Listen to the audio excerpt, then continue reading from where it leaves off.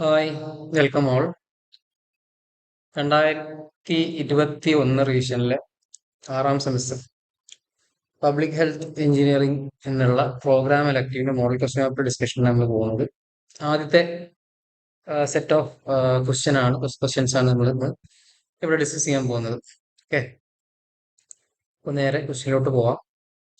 ആദ്യത്തെ ചോദ്യം part A, 1 മാർക്കിന്റെ ചോദ്യം എന്ന് ചോദിച്ചിട്ടുള്ളത് rate of withdrawal of water from Wells without causing failure of drying of well is known as.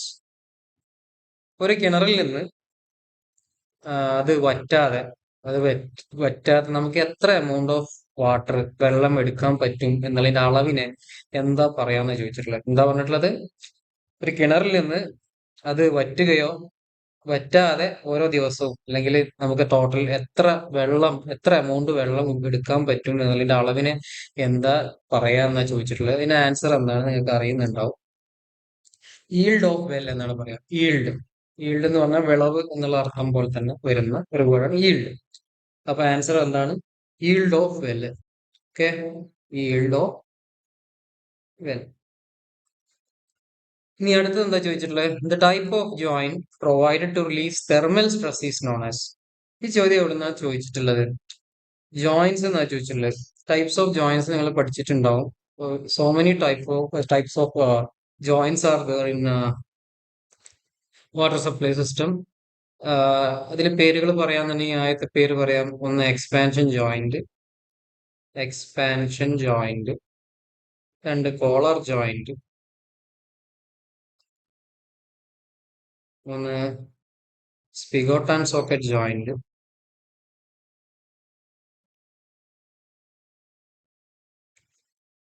And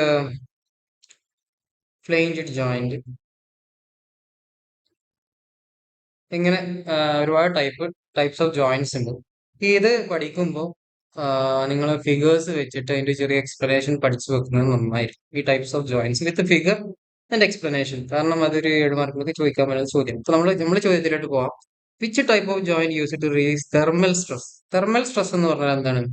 ചൂടുണ്ടാവുമ്പോൾ വെള്ളത്തിലൂടെ, സോറി, പൈപ്പിലൂടെ ഒഴുകുന്ന വസ്തുവിന് ചൂട് കൂടുമ്പോൾ ചിലപ്പോൾ എന്ത് ചെയ്യാം, അത് വികസിക്കാനുള്ള ചാൻസ് ഉണ്ട്. അപ്പോൾ ഈ വികസനം ചിലപ്പോ ജോയിന്റിന്റെ സ്ഥലത്ത് വരുമ്പോൾ ജോയിന്റ് പൊട്ടാനൊക്കെ ഉള്ള സാധ്യതയുണ്ട്. അങ്ങനെ ചൂട് വരുന്ന സ്ഥലത്ത് നമുക്ക് ഉപയോഗിക്കാൻ പറ്റുന്ന ജോയിന്റ് ഏതാണ്?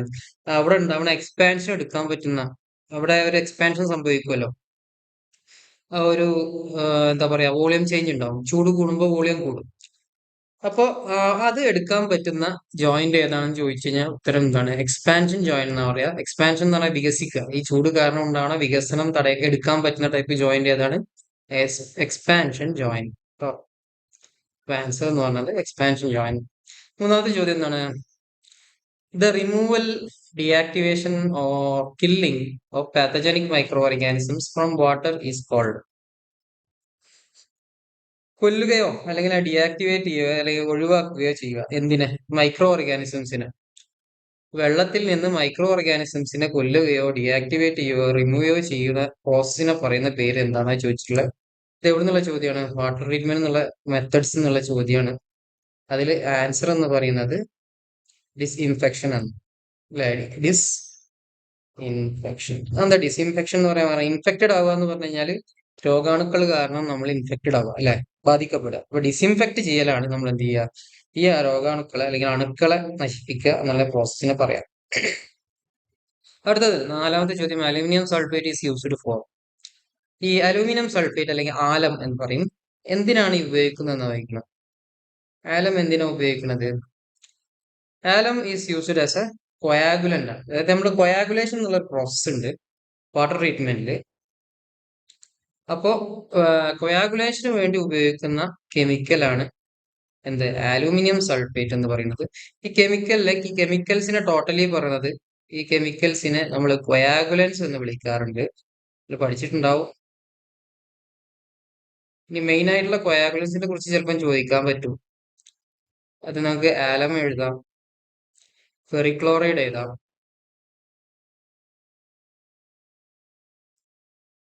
അതേപോലെ ലൈം എഴുതാം. ഇതൊക്കെ കൊയാഗുലൻസ് ആണ്. അതായത് കൊളോയിഡൽ പാർട്ടിക്കിൾസിനെ വെള്ളത്തിൽ നിന്ന് റിമൂവ് ചെയ്യാൻ വേണ്ടി നമ്മൾ സെർട്ടൈൻ കെമിക്കൽസ് ആഡ് ചെയ്ത് കൊടുക്കും വെള്ളത്തിലേക്ക്. ആ കെമിക്കൽസിനെ വിളിക്കുന്ന പേരാണ് കോയാഗുലൻസ് എന്ന് പറയുന്നത്. അപ്പൊ അലൂമിനിയം സൾഫേറ്റ് ഒരു കോയാഗുലന്റ് ആണെന്ന് മനസ്സിലാക്കി വെക്കും. അടുത്ത ചോദ്യം, അഞ്ചാമത്തെ ചോദ്യം. In separate system of sewerage two sets of sewers are laid, one for carrying dash and another for carrying dash എന്ന ചോദ്യം. അപ്പോ എന്താണ് ആ ചോദ്യം കൊണ്ട് ഉദ്ദേശിക്കുന്നത് എന്നുള്ളത് നോക്കാം. In separate system of sewage, 3 sewerage സിസ്റ്റങ്ങളാണുള്ളത്. സിവറേജ് സിസ്റ്റത്തിൽ നിന്ന് ചോദ്യമാണ്. 3 ടൈപ്പ് സിവറേജ് സിസ്റ്റം ഉള്ളത്. Separate,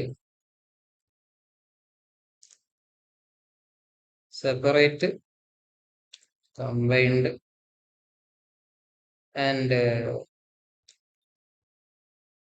partially separate. സെപ്പറേറ്റഡ്. അപ്പൊ ഇവിടെ ഈ സെപ്പറേറ്റ് സിസ്റ്റത്തിൽ വെള്ളവും സിവേജും വെവ്വേറെ ആയിട്ടാണ് കൊണ്ടുപോകുക. ഓക്കെ, വാട്ടറും സിവേജും, സിവേജ് എന്ന് പറഞ്ഞു കഴിഞ്ഞാൽ വീട്ടിലെ ലിക്വിഡ് വേസ്റ്റ്, സിവേജ് എന്ന് സിമ്പിൾ പറയാം.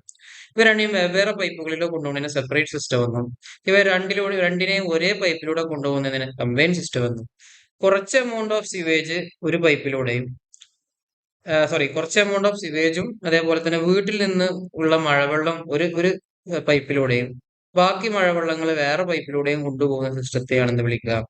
പാർഷ്യലി സെപ്പറേറ്റഡ് സിസ്റ്റം എന്ന് വിളിക്കുക. ഇവിടെ ചോദിച്ചുള്ള separated system of sewage, 2 sets of sewers are laid, 1 for carrying, ഒന്ന് എന്തിനു വേണ്ടിയിട്ടാണ്?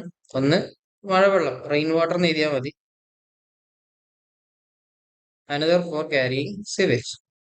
സിമ്പിൾ ആണ്. അടുത്ത ചോദ്യം എന്താണ്? The minimum velocity of severe which will prevent silting of particles is known as. അതായത് ഒരു പൈപ്പ് ഉണ്ടെന്ന് മനസ്സിലാക്കി വെക്കുക. എക്സാമ്പിൾ ഒരു പൈപ്പ് ഉണ്ടാവും, നിങ്ങളെ സിവർ കൊണ്ടുപോകണം, അല്ലെങ്കിൽ സിവേജ് കൊണ്ടുപോകുന്ന പൈപ്പിനെയാണ് സിവർ എന്ന് വിളിക്കുക, അല്ലെ? അതൊരു പൈപ്പാന്ന് കൺസിഡർ ചെയ്യാതെ ഇങ്ങനെ ചെറിയ ചെറിയ ചെരുവിൽ നമ്മൾ എന്ത് ചെയ്തിട്ടുണ്ട്, വെച്ചിട്ടുണ്ട്. അപ്പൊ ഈ പൈപ്പിലൂടെ സിവേജ് ഒഴിക്കുമ്പോൾ ഈ പൈപ്പിലെ സിവേജിന് ഒരു മിനിമം വെലോസിറ്റി വേണം. എന്തിനു വേണ്ട മിനിമം വെലോസിറ്റി വേണ്ടത്?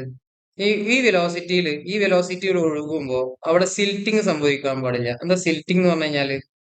സിൽട്ടിങ് എന്ന് പറഞ്ഞു കഴിഞ്ഞാല് അവിടെ കെട്ടിക്കിടക്കുക. അതായത് ഈ സിവേജിന്റെ പൈപ്പിന്റെ ഉള്ളിൽ ഈ സിവേജ് ഇങ്ങനെ അടിയാൻ പാടില്ല. അപ്പൊ അത് അടിയാതിരിക്കാൻ വേണ്ടി നമ്മൾ ഒരു വെലോസിറ്റിയിൽ, ഒരു പ്രത്യേക വെലോസിറ്റിയിലാണ് നമ്മൾ എന്ത് ചെയ്യുക? ഈ സിവേജിനെ കടത്തിവിടുക. അപ്പൊ ആ വെലോസിറ്റിക്ക് എന്താ പറയാന്നാ ചോദിച്ചിട്ടുള്ളത്. അതിന് പറയുന്ന പേരാണ് self cleansing velocity. Is known as self cleansing velocity. Okay, അപ്പൊ സെൽഫ് ക്ലെൻസിങ് എന്ന് പറഞ്ഞാൽ എന്താ? സെൽഫ് ക്ലീനിങ് എന്നൊക്കെ പറഞ്ഞ പോലെ സ്വയം ക്ലീൻ ചെയ്യും, അല്ലെ? സെറ്റിൽ ആവാതെ സ്വയം ക്ലീൻ ചെയ്ത് കൊണ്ടുപോകുന്ന വെലോസിറ്റിക്കാണ് സെൽഫ് ക്ലെൻസിങ് വെലോസിറ്റി എന്ന് പറയും. ഇനി ഏഴാമത്തെ ചോദ്യം എന്താണ്? Activated sludge contains dash type of bacteria. Activated sludge പ്രോസസ്സിൽ ഏത് ടൈപ്പ് ബാക്ടീരിയ ആണ് ഉള്ളത്, അല്ലെങ്കിൽ ആക്ടിവേറ്റഡ് സ്ലഡ്ജിൽ ഏത് ടൈപ്പ് ബാക്ടീരിയ ആണ് ഉള്ളത് ചോദിക്കണം. നമുക്ക് ആകെ 3 ടൈപ്പ് ബാക്ടീരിയ ആണ് പഠിക്കാനുള്ളത്. ഒന്ന് എയ്റോബിക്, 2 അനൈറോബിക്, 3 ഫാക്കുൾട്ടേറ്റീവ്. ഇങ്ങനെ 3 ബാക്ടീരിയാസ് ആണ്.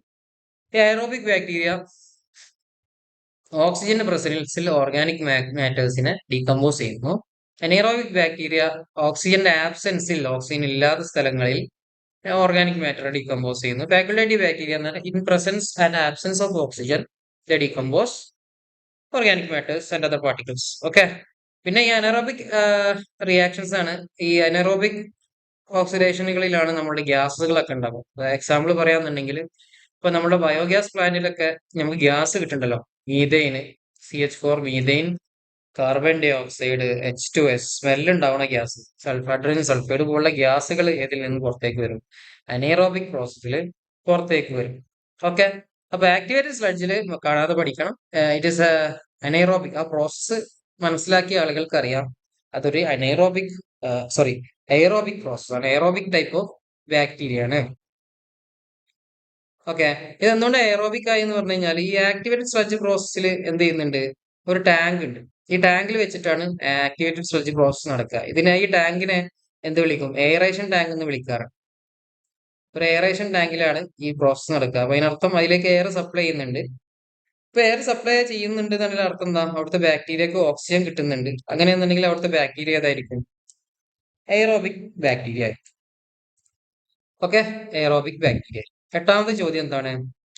Dash is installed to remove floating substances which include grease, oil, soap from the sewage. Grease, oil, soap പോലുള്ള സാധനങ്ങളെ റിമൂവ് ചെയ്യാൻ വേണ്ടി നമ്മൾ, അല്ലെങ്കിൽ ഇങ്ങനെ ഒഴുകി നടക്കുന്ന സാധനങ്ങളെ റിമൂവ് ചെയ്യാൻ വേണ്ടി നമ്മൾ ഉപയോഗിക്കണ ട്രീറ്റ്മെന്റ് സിസ്റ്റം ഏതാണെന്നാ ചോദിച്ചിട്ടുള്ളത്. അതിന്റെ പേരാണ് സ്കിമ്മിങ് ടാങ്ക്.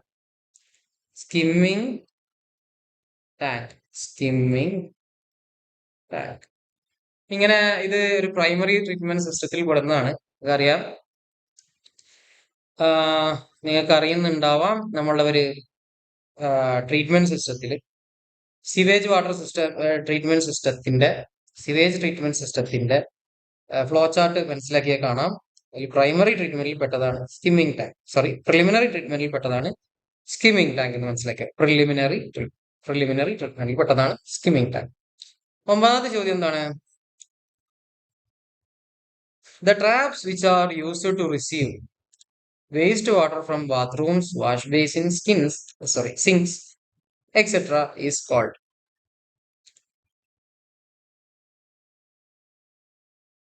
Traps എന്ന് പറഞ്ഞു കഴിഞ്ഞാല് traps which is used to receive wastewater from bathrooms, wash basins and sink. സിങ്കിൽ നിന്നും ബേസിനിൽ നിന്നും ബാത്റൂമിൽ നിന്നൊക്കെ വരുന്ന വേസ്റ്റ് വാട്ടറിനെ ഏത് ട്രാപ്പിലേക്കാണ് റിസീവ് ചെയ്യുക എന്നാ ചോദ്യം. ആൻസർ എന്നാൽ ഗില്ലി ട്രാപ്പ്.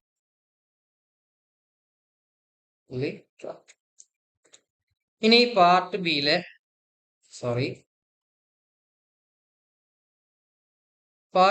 ചോദ്യത്തിലേക്ക് പോവാം. ചോദ്യങ്ങൾ എന്തൊക്കെയാണ്? Explain underground source of water supply system.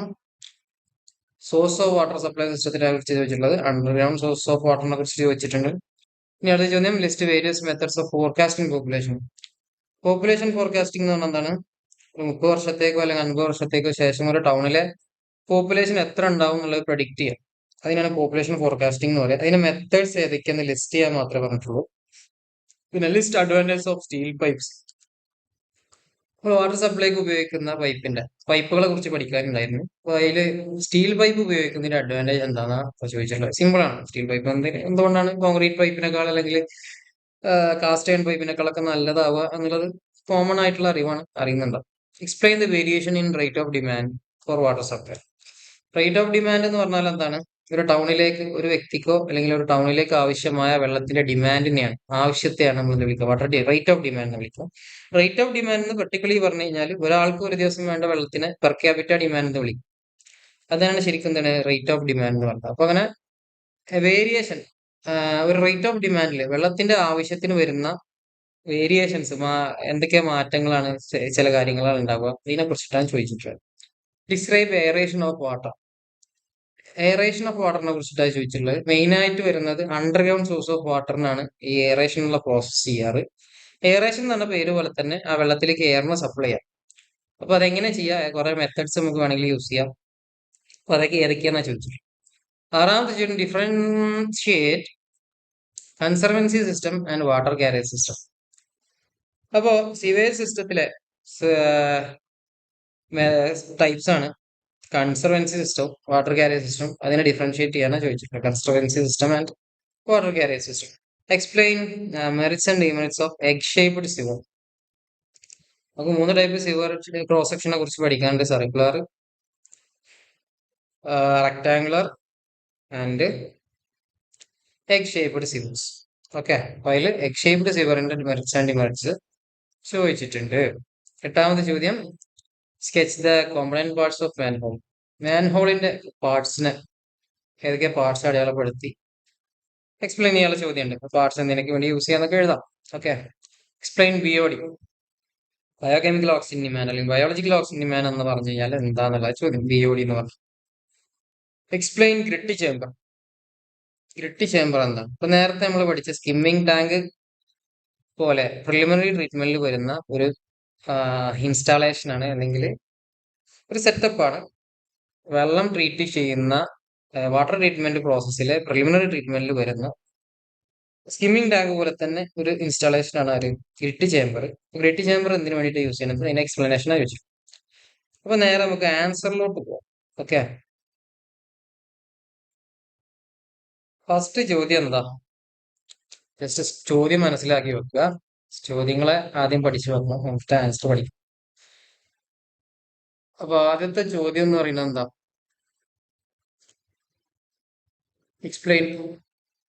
Explain underground source of water supply system. അതായത് underground source of water supply സിസ്റ്റത്തിനെ കുറിച്ച് എക്സ്പ്ലെയിൻ ചെയ്യാനാണ് പറഞ്ഞിട്ടുള്ളത്.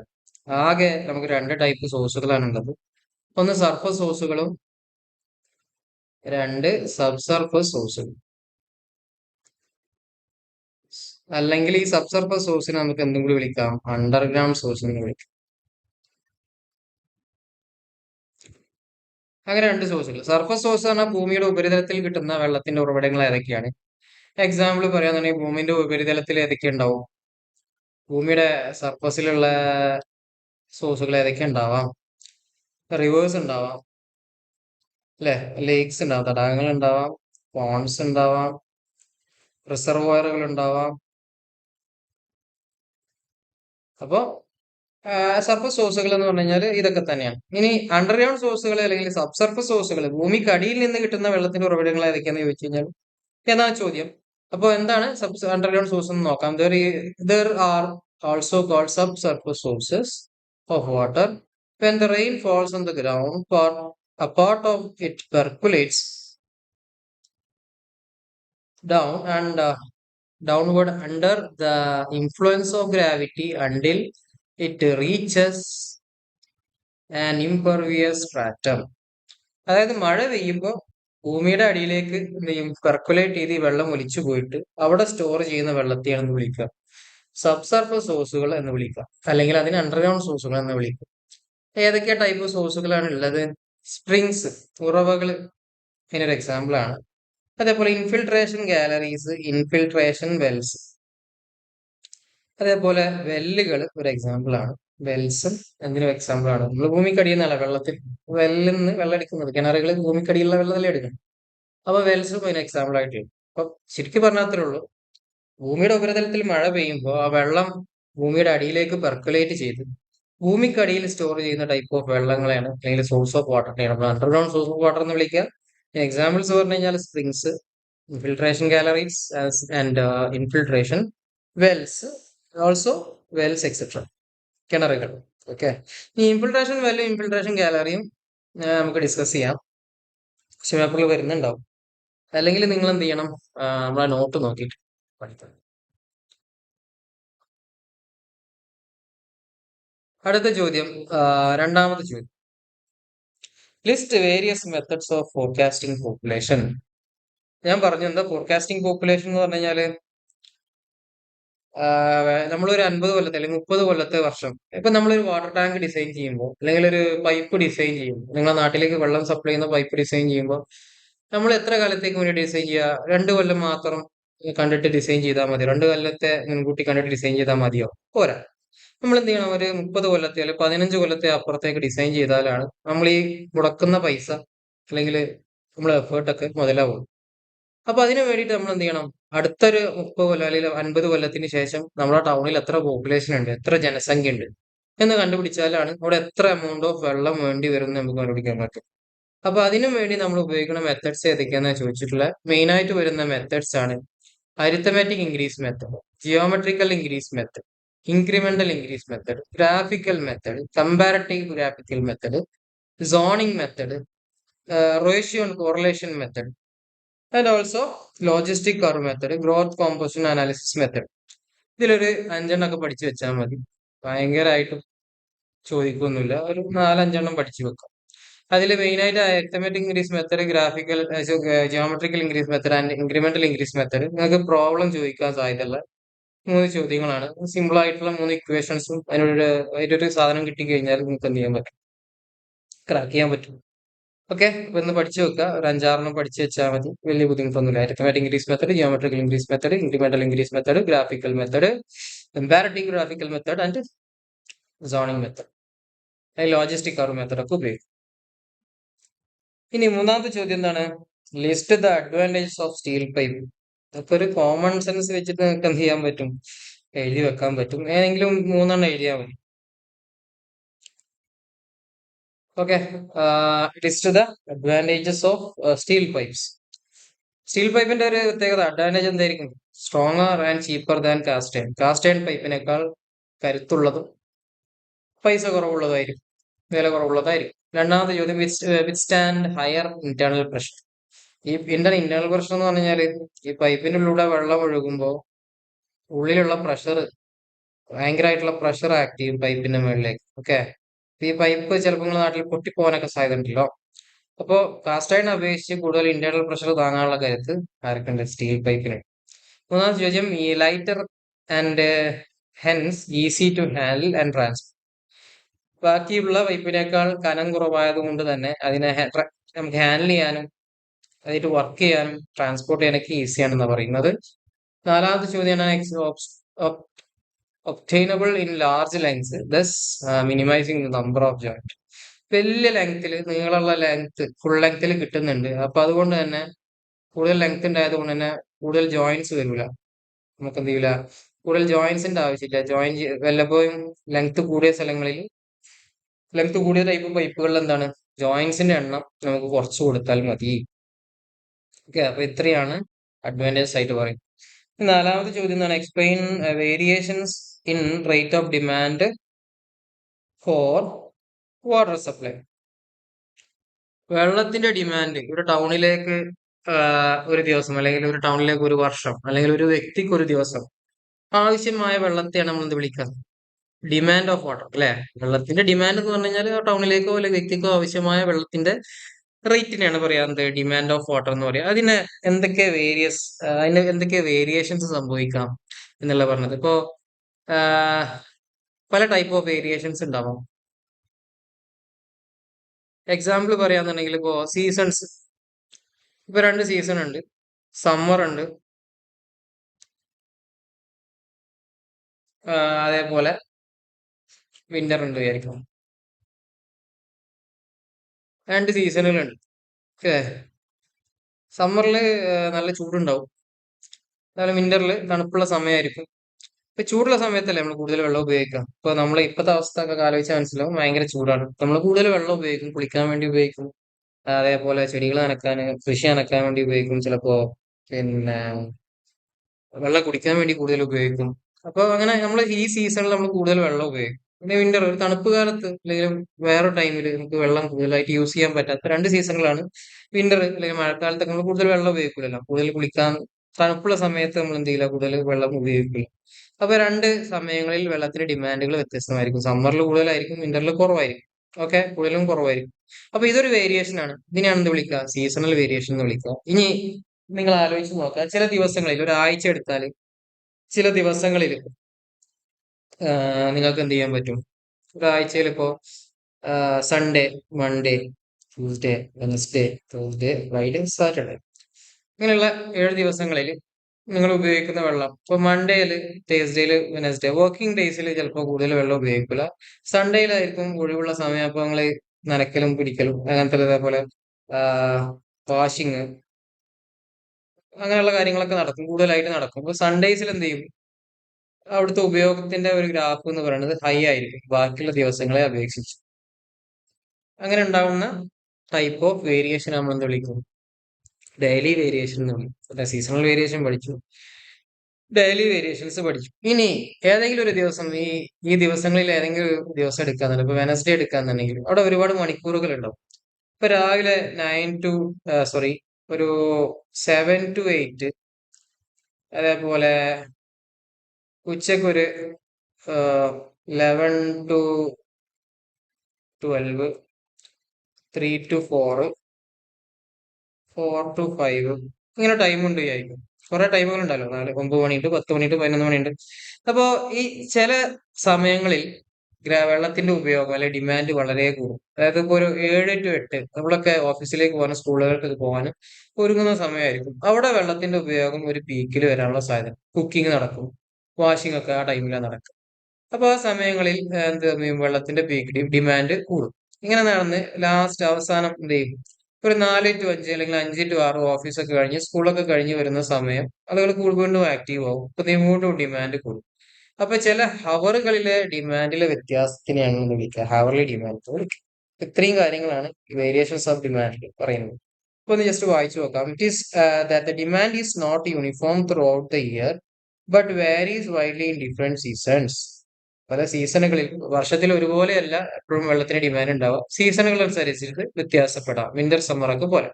In different months of the year it is different days of the month and in different hours of the day. ഒരു വർഷത്തില് ചില മാസങ്ങളിൽ കൂടാം സീസൺ അനുസരിച്ച്. ഈ ഒരു മാസത്തിൽ തന്നെ ചില ദിവസങ്ങളിൽ എന്ത് ചെയ്യാം വെള്ളത്തിന്റെ ഉപയോഗം ഡിമാൻഡ് കൂടാം. അതേപോലെ ഒരു ദിവസത്തിൽ എടുത്തു നോക്കുകയാണെങ്കിൽ തന്നെ ഹവറുകളിൽ വ്യത്യാസപ്പെടാം. ഇതിനെയാണ് എന്ത് വിളിക്കുക വേരിയേഷൻസ് എന്ന് വിളിക്കുക. These variations due to many factors such as habits of people, climate condition, types of industries etcetera. ഇനി ഇതിനെ ഡിപ്പെൻഡ് ചെയ്യുന്ന കാര്യങ്ങൾ എന്തൊക്കെയാണ്? ഈ വേരിയേഷൻ ഡിപ്പെൻഡ് ചെയ്യുന്നത് ആളുകളുടെ ഒരു സ്വഭാവം എങ്ങനെയാണ്, അല്ലെങ്കിൽ അവരുടെ ഹാബിറ്റ്സ് എങ്ങനെയാണ് എന്നുള്ളതനുസരിച്ച്. പിന്നെ അതേപോലെ ക്ലൈമറ്റിക് കണ്ടീഷൻസ്, നേരത്തെ പറഞ്ഞ പോലെ തന്നെ ക്ലൈമറ്റ് എങ്ങനെയാ, ചൂടുള്ളതാണോ ഉള്ളതാണോ ഒക്കെ ഡിപ്പെൻഡ് ചെയ്യും. പിന്നെ ഇൻഡസ്ട്രീസ് എന്ന് പറഞ്ഞു കഴിഞ്ഞാൽ ഇപ്പോ ഒരു ടൗണില് എന്ന് പറഞ്ഞു കഴിഞ്ഞാൽ ചിലപ്പോ ആളുകൾ താമസിക്കുന്ന റെസിഡൻഷ്യൽ സോണുകൾ മാത്രമല്ല ഉണ്ടാവും. അതോട്ട് മാറിക്കഴിഞ്ഞാൽ ഇൻഡസ്ട്രിയൽ സോൺ ഉണ്ടാവും. അപ്പൊ ഇൻഡസ്ട്രീസിനും വെള്ളം ആവശ്യമുണ്ടല്ലോ. ഇപ്പൊ എക്സാമ്പിൾ പറയുന്നത് പേപ്പർ ഇൻഡസ്ട്രി ആണെന്നുണ്ടെങ്കിൽ അവിടെ പൾപ്പ് ഉണ്ടാക്കാൻ, പേപ്പർ പൾപ്പ് ഒക്കെ ഉണ്ടാക്കാൻ വേണ്ടി ഒരുപാട് വെള്ളം യൂസ് ചെയ്യണം. ഡൈയിങ്, അതായത് കളർ കൊടുക്കുന്ന ടെക്സ്റ്റൈൽ ഇൻഡസ്ട്രിയിലൊക്കെ എന്ത് ചെയ്യും, വെള്ളം ഉപയോഗിക്കുന്നുണ്ട് ഡൈയിങ് ഒക്കെ ചെയ്യാൻ വേണ്ടി. അപ്പൊ അവിടെയൊക്കെ ഏതൊക്കെ ടൈപ്പ് ഇൻഡസ്ട്രിയാണ് അവിടെ ഉള്ളതിനനുസരിച്ചിട്ടും വെള്ളം ഡിപ്പെൻഡത്തിന്റെ ഡിമാൻഡ് ഡിപ്പെൻഡ് ചെയ്യും എന്ന് പറഞ്ഞിട്ടില്ല ഇതിന്റെ വേരിയേഷൻസ്. ഇനി അഞ്ചാമത്തെ ചോദ്യം നോക്കിയാലോ. അഞ്ചാമത്തെ ചോദ്യം എന്താണ്? Describe aeration of water.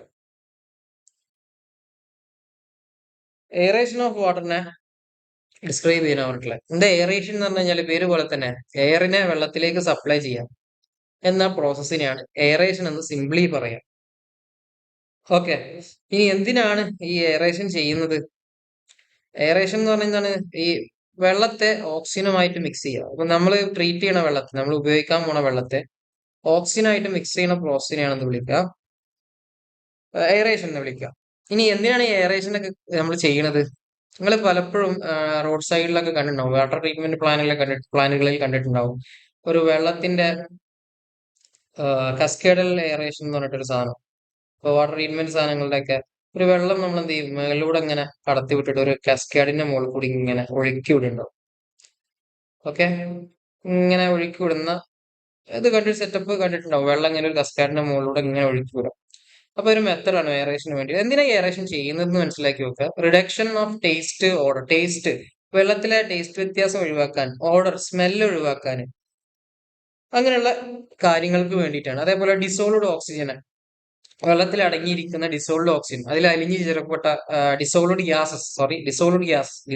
ആയിട്ടുള്ള വാതകങ്ങളെ, അതുപോലെ H2S പോലെ ഹൈഡ്രജൻ സൾഫൈഡിന്റെ ഒക്കെ പ്രസൻസ് ചിലപ്പം ഇതിലുണ്ടാവും. കാർബൺ ഡൈ ഓക്സൈഡിന്റെ പ്രസൻസ്, നമ്മളെ സോഡയിലുള്ളത് ഡിസോൾവ്ഡ് ഗ്യാസ് ആണ്. കാർബൺ ഡൈ ഓക്സൈഡ് എന്ന് പറഞ്ഞിട്ടുള്ള ഡിസോൾവ്ഡ് ഗ്യാസ് ആണ്. അപ്പൊ അതിലുള്ള ഗ്യാസസ് വെള്ളത്തിൽ ഉൾക്കൊണ്ടിട്ടുണ്ടെങ്കിൽ അതിനെ ഒഴിവാക്കാൻ വേണ്ടിയിട്ടാണ് എയറുമായിട്ട് കോൺടാക്റ്റിൽ വരിപ്പിക്കുക എന്ന് പറഞ്ഞത്. അപ്പൊ എന്ത് സംഭവിക്കും? അതിലുള്ള ഡിസോൾവ്ഡ് ഗ്യാസസ് ഒക്കെ എയറുമായിട്ട് കോൺടാക്ട് ചെയ്യുമ്പോൾ, അല്ലെങ്കിൽ ഓക്സിജനുമായിട്ട് കോൺടാക്ട് ചെയ്യുമ്പോൾ ഈ ഡിസോൾവ്ഡ് ഓക്സിജൻ ഒക്കെ റിമൂവ് ആയി പോകും. അപ്പൊ അതുവഴി ഈ ഡിസോൾവ്ഡ് ഓക്സിജൻ കാരണം ഉണ്ടാകുന്ന ടേസ്റ്റ്, ഓർഡർ പോലുള്ള പ്രശ്നങ്ങളൊക്കെ എന്ത് ചെയ്യും, റിമൂവ് ആവും. അപ്പൊ അങ്ങനെയുള്ള പ്രോസസ്സിനെ വിളിക്കുക എയറേഷൻ വിളിക്കുക. ഒന്ന് വായിച്ചു നോക്കുക. Aeration is essentially a physical or mechanical method by the water is brought in close contact with air. വെള്ളം എയറുമായിട്ട് കോൺടാക്ട് ചെയ്യുന്നതിനെയാണ് വിളിക്കുക, കോൺടാക്ട് ചെയ്യിപ്പിക്കുന്നതാണ് എയറേഷൻ എന്ന് വിളിക്കുക. ടു അബ്സോർബ് ഓക്സിജൻ, അത് അങ്ങനെ ചെയ്യുമെന്ന് സംഭവിക്കുക. Has to absorb oxygen for the reduction of taste order. Taste പോലുള്ള, ഓർഡർ എന്ന് പറഞ്ഞ സ്മെല്ലാണ്, അതുപോലുള്ള കാര്യങ്ങളൊക്കെ റിമൂവ് ചെയ്യാൻ വേണ്ടിയിട്ട് എന്ത് ചെയ്യും, ഇത് സഹായിക്കുന്നതാണ്. കുറച്ച് ടൈപ്പ് ഓഫ് എയറേഷനുകൾ നമുക്ക് പഠിക്കാനുണ്ട്. എക്സാമ്പിൾ പറഞ്ഞു കഴിഞ്ഞാൽ ഇപ്പൊ ഈ പറഞ്ഞ ഈ എയറേഷനെയാണെന്ന് വിളിക്കുക കസ്കേഡൽ എയറേറ്റർ എന്ന് വിളിക്കുക. Cascade aerator, cascade aerator, cascade aerator. രണ്ട് നമുക്ക് വേണമെങ്കിൽ ഇതിന് സ്പ്രേ ചെയ്ത് കൊടുക്കുക, സ്പ്രേ എയറേഷൻ, അല്ലെങ്കിൽ ഫൗണ്ടെയിൻ എയറേഷൻ എന്ന് പറയുന്നത്. ഫൗണ്ടെയിൻ കേട്ടിട്ടില്ല നിങ്ങള്? ഫൗണ്ടെയിൻ എയറേറ്റർ, സ്പ്രേ എയറേഷനിൽ ഫൗണ്ടെയിൻ പോലെ എന്ത് ചെയ്യാം, വെള്ളത്തെ സ്പ്രേ ചെയ്ത് കൊടുക്കുന്നത്. പിന്നെ വേണമെങ്കിൽ നമുക്ക് മെക്കാനിക്കൽ ഡിവൈസ് ഉപയോഗിച്ചിട്ട് പെഡലും അതേപോലെ കറങ്ങുന്ന പെഡലൊക്കെ ഉപയോഗിച്ചിട്ട് നമുക്ക് എന്ത് ചെയ്യാം, വെള്ളത്തെ എയറേറ്റ് ചെയ്യിപ്പിക്കാം. അതിനാണ് മെക്കാനിക്കൽ എയറേഷൻ എന്ന് വിളിക്കുക. മെക്കാനിക്കൽ എയറേഷൻ എന്ന് വിളിക്കുക. നാലാമത്തത് വേറെ ടൈപ്പാണ് ഇഞ്ചക്ഷൻ. ഇഞ്ചക്ഷൻ ചെയ്യാം, ഇഞ്ചക്ട് ചെയ്യാം.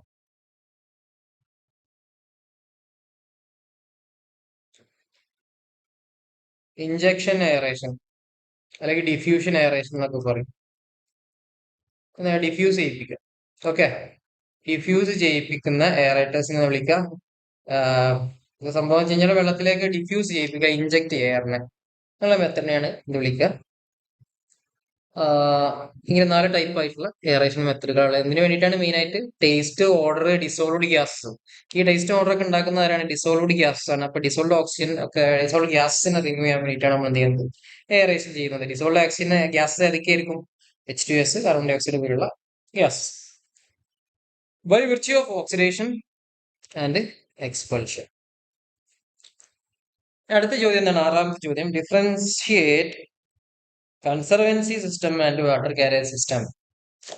കൺസർവൻസി സിസ്റ്റവും വാട്ടർ കാരിയർ സിസ്റ്റവും തമ്മിലുള്ള വ്യത്യാസം എന്താണെന്ന് വെച്ചിട്ട് നോക്കാം. Conservancy system. The night soil is collected.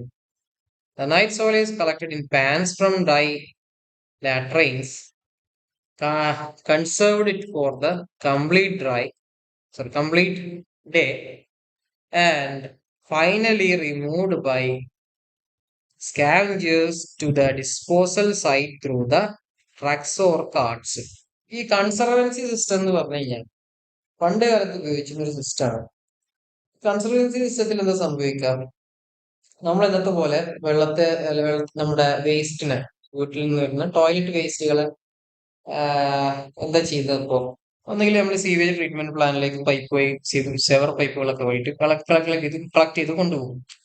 അല്ലെങ്കിൽ നമ്മളെ വീട്ടിലൊക്കെ കാണുന്ന പോലെ നേരെ സെപ്റ്റി ടാങ്കിലേക്ക് പോയിട്ട് അവിടെ ഒരു അനൈറോബിക് റിയാക്ഷൻ ഒക്കെ നടന്ന് ഇവിടെ സെറ്റിലായി അതിനെന്ത് ചെയ്യും? ഡിസ്പോസ് ചെയ്യുന്നുണ്ട്.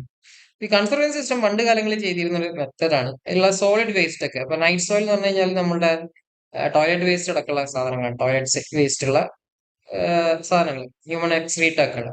അപ്പൊ അതെന്ത് ചെയ്യും? നമ്മുടെ ടോയ്ലറ്റിൽ നിന്ന് ഡ്രൈ ഫോമിൽ കളക്ട് ചെയ്തിട്ട് എന്ത് ചെയ്യും? കൊണ്ടുപോയിട്ട് ഡിസ്പോസ് ചെയ്യും. മനസ്സിലായല്ലോ? അതായത് നമ്മുടെ ടോയ്ലറ്റിൽ നിന്ന് നമ്മുടെ ഉള്ള ഹ്യൂമൻ വേസ്റ്റ് നമ്മൾ കളക്ട് ചെയ്യും.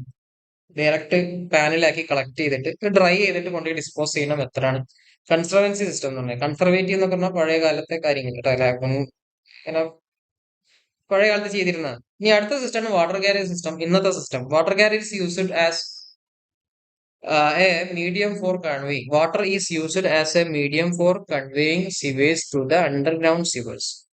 അപ്പൊ ഈ നമ്മുടെ വേസ്റ്റ്, ടോയ്ലറ്റ് വേസ്റ്റ് ഒക്കെ വെള്ളം വഴി കൊണ്ടുപോവുക, വെള്ളവുമായിട്ട് മിക്സ് ചെയ്ത് കൊണ്ടുപോകുന്ന ടൈപ്പ്, വെള്ളവുമായിട്ട് മിക്സ് ചെയ്ത് ഡിസ്പോസൽ സൈറ്റിലേക്ക് കൊണ്ടുപോകുന്ന മെത്തഡിനാണ് എന്ത് വിളിക്കുക? വാട്ടർ കാരിയർ സിസ്റ്റം എന്ന് വിളിക്കുക. ഓക്കെ, അപ്പൊ മനസ്സിലായിരിക്കുന്നു. 2 സിസ്റ്റങ്ങളാണ്, കൺസർവൻസി സിസ്റ്റവും വാട്ടർ കാരിയർ സിസ്റ്റം. ഇനി 7ാമത്തെ ചോദ്യം എന്താണ്? Explain the merits and demerits of egg shaped sewers. Egg shaped സിവേഴ്സിന്റെ മെറിറ്റ്സും ഡിമെറിറ്റ്സും ചോദിച്ചിട്ടുള്ള. ഇപ്പൊ സിവർ എന്ന് പറഞ്ഞാൽ എന്താണ്? സിവർ എന്ന് പറഞ്ഞാൽ പൈപ്സ് കൺവേയിങ് സിവേജ്, അല്ലെങ്കിൽ പൈപ്സ് ട്രാൻസ്പോർട്ടിങ് സിവേജ്. സിവേജിനെ കൊണ്ടുപോകുന്ന പൈപ്പുകളാണ് സിവർ എന്ന് വിളിക്കുന്നത്. മെയിൻ ആയിട്ട് 3 ടൈപ്പ് ക്രോസ് സെക്ഷൻ ആണ് നിങ്ങൾക്ക് പഠിക്കും. ക്രോസ് സെക്ഷൻ ഓഫ് സിവർ എന്ന് പറഞ്ഞാൽ പൈപ്പിന്റെ ക്രോസ് സെക്ഷൻ ഏതൊക്കെ ടൈപ്പാണ്? മെയിൻ ആയിട്ട് 3 നിങ്ങൾക്ക് പഠിക്കാനുള്ള as per syllabus: circular, rectangular,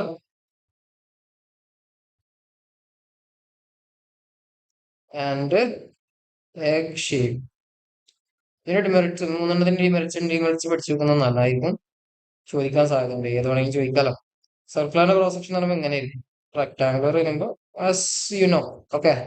പിന്നെ അതേപോലെ എഗ് ഷേപ്പ് എന്ന് പറയുമ്പോൾ എങ്ങനെയായിരിക്കും? മുഖത്തിന്റെ ഒക്കെ ഏകദേശം ഷേപ്പ് പോലെ, തലയുടെ ഷേപ്പ് ഒക്കെ പോലെ ഉണ്ടാവും, മുട്ടയുടെ ഷേപ്പ്. ഓക്കെ,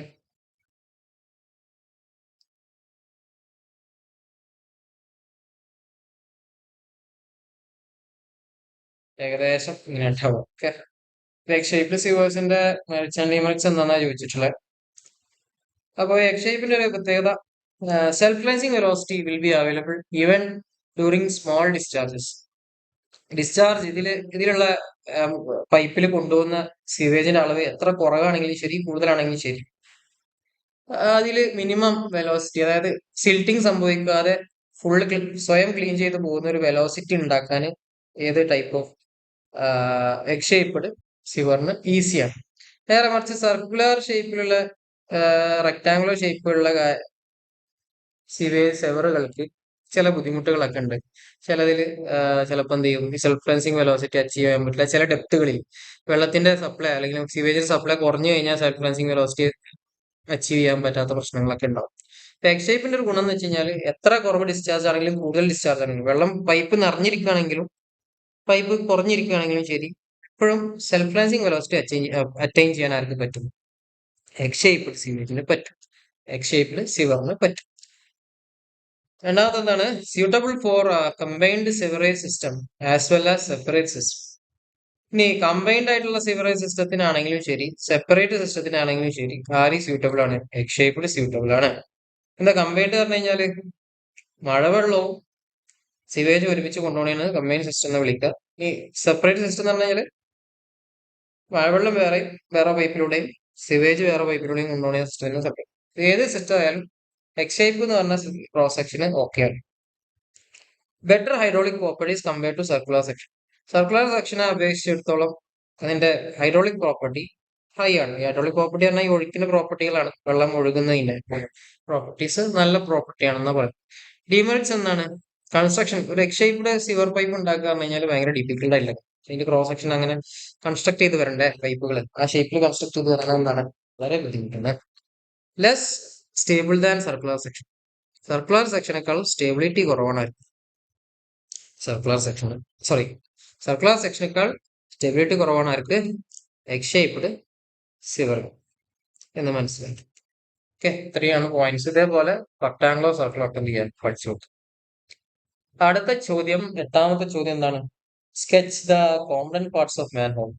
മാൻ ഹോളിന്റെ കോമ്പണന്റ് പാർട്സിനെ സ്കെച്ച് ചെയ്യാനാണ് പറഞ്ഞിട്ടുള്ളത്. നീറ്റ് സ്കെച്ച് ചെയ്യണം, വൃത്തിക്ക് സ്കെച്ച് ചെയ്യുക. എന്തൊക്കെയാ പാർട്സ് ആണെന്ന് നോക്കാം. എന്തിനാണ് മാൻ ഹോൾ ഉപയോഗിക്കുന്നത്? മെയിൻ ആയിട്ട് ഈ സിവിയർ അപ്പർട്ടനാസിസ് എന്ന് പറഞ്ഞിട്ടുള്ള ടോപ്പിക് തന്നെയാണ്. ഇതൊക്കെ ഒരു സിവർ അപ്പർട്ടനാസിസ്, അതായത് ഈ സിവറേജ് സിസ്റ്റത്തിലെ ഇൻസ്റ്റാളേഷനുകള്, എക്യുപ്മെന്റുകള് ഒക്കെ ചേർത്ത് പറയണം. ഈ സിവേജ് സിസ്റ്റം എന്ന് പറഞ്ഞാൽ, സിവറേജ് സിസ്റ്റം എന്ന് പറഞ്ഞാൽ എന്താണ്? അത് നിങ്ങളെ വീട്ടിലുള്ള വേസ്റ്റ് വാട്ടറിനെ ഇങ്ങനെ കൊണ്ടുപോയി ട്രീറ്റ് ചെയ്യാനുള്ള മൊത്തം സിസ്റ്റത്തെയാണ് സിവറേജ് സിസ്റ്റം എന്ന് വിളിക്കുക. അതിൽ ട്രീറ്റ്മെന്റ് യൂണിറ്റുകൾ പെടൂല, ബാക്കി സിസ്റ്റങ്ങളെ, പൈപ്പുകളെ, ജോയിന്റുകളെ, അതേപോലെ വാൾവുകളൊക്കെ ചേർത്ത് പറയണം സിവർ അപ്പർട്ടൻസസ്. അതിൽ പറ്റിയൊരു സാധനമാണ്, അതിൽ പെട്ടൊരു സാധനമാണ് എന്ത്? സിവർ അപ്പർട്ടൻസിൽ പെട്ടെന്ന് പെടുന്ന ഒരു സാധനമാണ് മാൻ ഹോള്, ഡ്രോപ്പ് മാൻ ഹോള്, അതേപോലെ ഫ്ലഷ് ടാങ്ക്സ്, പിന്നെയുണ്ട് ഇൻവേർട്ടഡ് സൈഫൺ. അങ്ങനെയുള്ള ഒരുപാട് കാര്യങ്ങളെ കുറിച്ചിട്ട് എന്ത് ചെയ്യണം? സിവർ അപ്പർട്ടനാസിസ് പഠിക്കാനുണ്ട്. ഇനി എന്തിനാണ് മാൻഹോൾ ഉപയോഗിക്കുന്നത് നോക്കുക. മാൻഹോൾ എന്ന് പറഞ്ഞു കഴിഞ്ഞാൽ ഇൻസ്പെക്ഷൻ ആൻഡ് മെയിൻ്റനൻസിന് വേണ്ടിയിട്ട്, അതായത് സിവർ ലൈനുകൾ, സിവർ പൈപ്പ് ലൈനുകൾ, സിവർ എന്ന് പറഞ്ഞത് പൈപ്പാണ്. സിവേജ് കൊണ്ടുപോകുന്ന പൈപ്പ് എന്ത് ചെയ്യും? ഒരു നിശ്ചിത ദൂരത്ത് പോയി കഴിഞ്ഞാൽ ചിലപ്പോൾ ഇതിന്റെ ഇടയിൽ സ്റ്റക്ക് ആവാനോ അല്ലെങ്കിൽ കെട്ടിക്കിടക്കാനൊക്കെ സാധ്യത. അപ്പൊ അതിനു വേണ്ടി നമ്മൾ ഇടക്കിടക്ക് എന്ത് ചെയ്യണം? ഇൻസ്പെക്ഷൻ ഹോളുകൾ കൊടുക്കണം, അല്ലെ? ഒരു ഇൻസ്പെക്ട് ചെയ്യാൻ വേണ്ടിയിട്ട് നമ്മൾ ഒരു എന്ത് ചെയ്യണം? ഒരു ചേംബറുകൾ ഇങ്ങനെ കൊടുക്കണം. അപ്പൊ ഇതിനെ ഇൻസ്പെക്ട് ചെയ്യാനും സിവറുകളെ ഇൻസ്പെക്ട് ചെയ്യാനും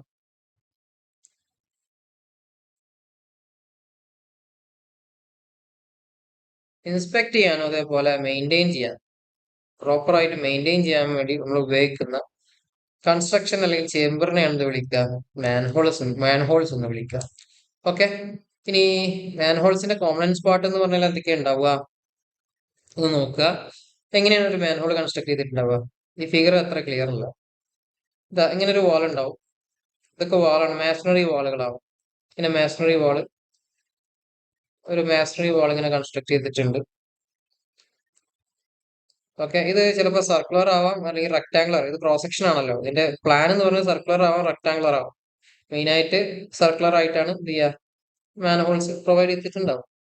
പിന്നെ ഇവിടെ അങ്ങനെ ഒരു ഇടുങ്ങിയ ഭാഗം ഉണ്ടാവും, മാൻഹോളിന്റെ മുകളിൽ ഇടുങ്ങിയ ഭാഗം ഉണ്ടാവും. ഇതിന്റെ മുകളിൽ ചിലപ്പോൾ റോഡായിരിക്കാം. റോഡിന്റെ ഇടക്ക് കണ്ടിട്ടുണ്ടാവും റൗണ്ടിലുള്ള ഒരു സാധനം അങ്ങനെ റോഡിന്റെ ഉള്ളിൽ, റോഡിന്റെ അടുത്ത് ഇങ്ങനെ കൊടുത്തിട്ടുണ്ടാവും. അതിനാണ് വിളിക്കുക ഒരു കവർ, മാൻഹോൾ കവർ എന്ന് വിളിക്കുക.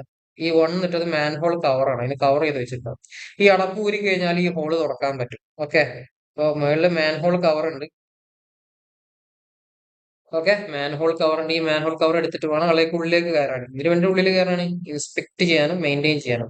സിവർ പൈപ്പ് അല്ലെങ്കിൽ സിവറേജ് സിസ്റ്റം അല്ലെങ്കിൽ സിവർ പൈപ്പ് ലൈനുകളെ ഇൻസ്പെക്ട് ചെയ്യണം, മെയിൻറ്റെയിൻ ചെയ്യാനൊക്കെ വേണ്ടിയിട്ടാണ് നമ്മൾ ഉപയോഗിക്കുന്നത്, മനസ്സിലാക്കി വെച്ചു. ഇതിന്റെ പ്രോപ്പർട്ടി, സ്ട്രക്ചറൽ പ്രോപ്പർട്ടി അല്ലെങ്കിൽ അതിന്റെ ഒരു ബിൽഡിംഗ് പ്രോപ്പർട്ടി നോക്കുമ്പോൾ, ബിൽഡിംഗ് സിസ്റ്റം നോക്കുമ്പോൾ എങ്ങനെയാണ് കൺസ്ട്രക്ഷൻ ഡീറ്റെയിൽസ് നോക്കുമ്പോൾ എങ്ങനെയാണ് ചെയ്യാം. പിന്നെ വാൾസ് ഉണ്ട്, ആ മുകളിൽ ഒരു ഇടുങ്ങിയ പാർട്ട് ഉണ്ട്. ആ ഇടുങ്ങിയ പാർട്ടിനെ ആക്സസ് ഷാഫ്റ്റ് എന്നാ വിളിക്കുക. ആക്സസ് ഷാഫ്റ്റ്, രണ്ട് ആക്സസ് ഷാഫ്റ്റ്, സോറി ഇവിടെ രണ്ട് ഉള്ളത് വേറെയാണ്. ഇവിടെ ഈ പോർഷനെ നമ്മൾ ആക്സസ് ഷാഫ്റ്റ് എന്ന് വിളിക്കുക. എന്നാൽ ആക്സസ് ചെയ്യാന്ന് കഴിഞ്ഞാൽ ആക്സസ് ഷാഫ്റ്റ് എന്ന് പറഞ്ഞു കഴിഞ്ഞാൽ അതിനുള്ളിലേക്ക് കടക്കാൻ വേണ്ടിയിട്ടുള്ള ഒരു ഇടുങ്ങിയ പാതയാണ് എന്ന് വിളിക്കുക, ആക്സസ് ഷാഫ്റ്റ് എന്ന് വിളിക്കുക. മുകളിൽ ഒരു കവർ ഉണ്ട്. ഈ കവറിന് ഇതിന്റെ മുകളിൽ ചിലപ്പോൾ റോഡായിരിക്കാം, എന്തോ ആയിരിക്കാം. ഓക്കെ, ഇനി ആ താഴേക്ക് ഇറങ്ങാൻ വേണ്ടിയിട്ട് ഇവിടെ എന്ത് ചെയ്യുന്നുണ്ടാവും, ലാഡറുകൾ പ്രൊവൈഡ് ചെയ്തിട്ടുണ്ടാവും, അല്ലെങ്കിൽ സ്റ്റെപ്സ് പ്രൊവൈഡ് ചെയ്തിട്ടുണ്ടാവും. അതാണ് ഇവിടെ രണ്ട് എന്നിട്ട് കൊടുത്തിട്ടുള്ളത്, കാസ്റ്റ് അയൺ സ്റ്റെപ്സ്. ഈ സ്റ്റെപ്പ് ഉപയോഗിച്ചിട്ടാണ് ആൾ എന്ത് ചെയ്യുക, ഒരാൾ ഇതിലേക്ക് ഇറങ്ങും. മാൻ ഹോൾ അല്ലെ, ഒരാൾ എന്ത് ചെയ്യാൻ ഇതിലേക്ക് ഇറങ്ങും. ഇനി നാല് എന്നിട്ടുള്ള ഈ മൊത്തം വലിയ ചേംബറിനെയാണ് വർക്കിംഗ് ചേംബർ എന്ന് വിളിക്കുക. Working chamber. Okay, working chamber.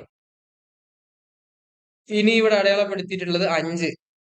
ഇതാണ് main severe pipe. Main severe എന്ന് പറയും. അതായത് പൈപ്പിനെ, അതായത് സിവേജ് കൊണ്ടുവന്ന പൈപ്പിനെ മെയിൻ സിവർ ആണിത് ഇവിടെ കൊടുത്തിട്ടുള്ളത്. ഇനി മെയിൻ സിവറിലേക്ക് വരുന്ന വേറെ പൈപ്പുകൾ വീടുകളിൽ നിന്നൊക്കെ എന്ത് ചെയ്യും, ബ്രാഞ്ച് സിവറുകൾ വരും. ഈ ബ്രാഞ്ച് സിവർ നേരെ മെയിൻ സിവറിലേക്ക് വന്ന് ചേർന്നിട്ടാണ് കളക്ട് ചെയ്ത് കൊണ്ടുപോകും. അപ്പോൾ ബ്രാഞ്ച് സിവറിൽ നിന്ന് മെയിൻ സിവറിലേക്ക് വരുന്ന ഒരു വഴിയാണ് ഈ കാണിക്കുന്നത്. പിന്നെ അതേപോലെ കോൺക്രീറ്റ് ബെഡ് ഉണ്ട്. താഴെ ഒരു കോൺക്രീറ്റ് ബെഡ് കൊടുത്തിട്ടുണ്ടാവും, ഫൗണ്ടേഷൻ ഒക്കെ പോലെ അതിന് കോൺക്രീറ്റ് ബെഡ് കൊടുത്തിട്ടുണ്ടാവും. പിന്നെ കൺസ്ട്രക്ഷൻ ആയിട്ട് പറയാനുള്ളത്, ഇവിടെ ഇങ്ങനെ ചെരിച്ചു കൊടുത്തിട്ടുണ്ടാവും. അതായത് ഈ വരുന്ന സിവർ ഫുള്ളായിട്ട് ഈ സിവർ പൈപ്പിലൂടെ കൊണ്ടുപോകാൻ വേണ്ടിയിട്ടാണ് അങ്ങനെ ചെരിച്ചു കൊടുക്കുന്നത്. അല്ലെങ്കിൽ ഇവിടെ എന്ത് ചെയ്യും, ഇവിടെ സീവേജ് പറ്റി പിടിക്കാനൊക്കെ സാധ്യതയുണ്ട്. അപ്പൊ ഇല്ലായിരിക്കും ഇങ്ങനെ ചെരിച്ചു കൊടുത്തിട്ടുണ്ടാവും. ഈ ചെരിച്ചു കൊടുത്ത ഈ മെമ്പേഴ്സിനെ എന്ത് വിളിക്കും, ബെഞ്ചിങ് എന്ന് വിളിക്കും. ഓക്കെ, ബെഞ്ചിങ് എന്ന് വിളിക്കും. അപ്പൊ ഇത്രയാണ് കൺസ്ട്രക്ഷൻ ഡീറ്റെയിൽസ്. ക്രോസ് സെക്ഷൻ ആണ് ഈ കാണിച്ചിട്ടുള്ളത്. മെയിൻ്റെനൻസും ഇൻസ്പെക്ഷനും വേണ്ടിയിട്ടാണ്, സിവറിൽ മെയിൻറ്റെയിൻ ചെയ്യാനും ഇൻസ്പെക്ട് ചെയ്യാനും വേണ്ടിയിട്ടാണ് ഉപയോഗിക്കുക. ഒരു കവർ ഉണ്ട്, മുകളിൽ മാൻഹോൾ കവർ ഉണ്ട്. മാൻഹോൾ കവർ തുറന്നു കഴിഞ്ഞാൽ സ്റ്റെപ്പ് വഴി താഴേക്ക് ഇറങ്ങാം. ഇടുങ്ങിയ പാർട്ടിനാണ് ഞാൻ എന്ത് വിളിക്കുക, ആക്സസ് ഷാഫ്റ്റ് എന്ന് വിളിക്കുക. ആക്സസ് ഷാഫ്റ്റ് എന്ന് എന്ത് ചെയ്യും, വർക്കിംഗ് ചേംബറിലേക്ക് എത്തും. ഈ വർക്കിംഗ് ചേംബറിൽ ആളുകൾക്ക് നിന്ന് വർക്ക് ചെയ്യാൻ പറ്റും, ഇവിടെ ക്ലീൻ ചെയ്യാൻ ഇൻസ്പെക്ട് ചെയ്യാനൊക്കെ പറ്റും. ചെരിച്ചു കൊടുത്ത ഭാഗത്തിനെയാണ് എന്ത് വിളിക്കുക, ബെഞ്ചിങ് എന്ന് വിളിക്കുക. അപ്പൊ ഇത്രയാണ് ഇതിന്റെ ഒരു കോമ്പണൻസ് എന്ന് പറയുന്നത്. അത് ഡീറ്റെയിൽ ആയിട്ട് വരച്ച് എഴുതി തന്നെ പഠിക്കാം. 9ാമത്തെ ചോദ്യം എന്താ,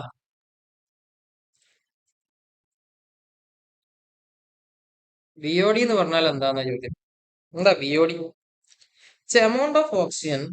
It's an amount of oxygen required for microbes to carry out the biological decomposition of dissolved solids or organic matter in sewage under aerobic condition at a standard temperature is known as BOD.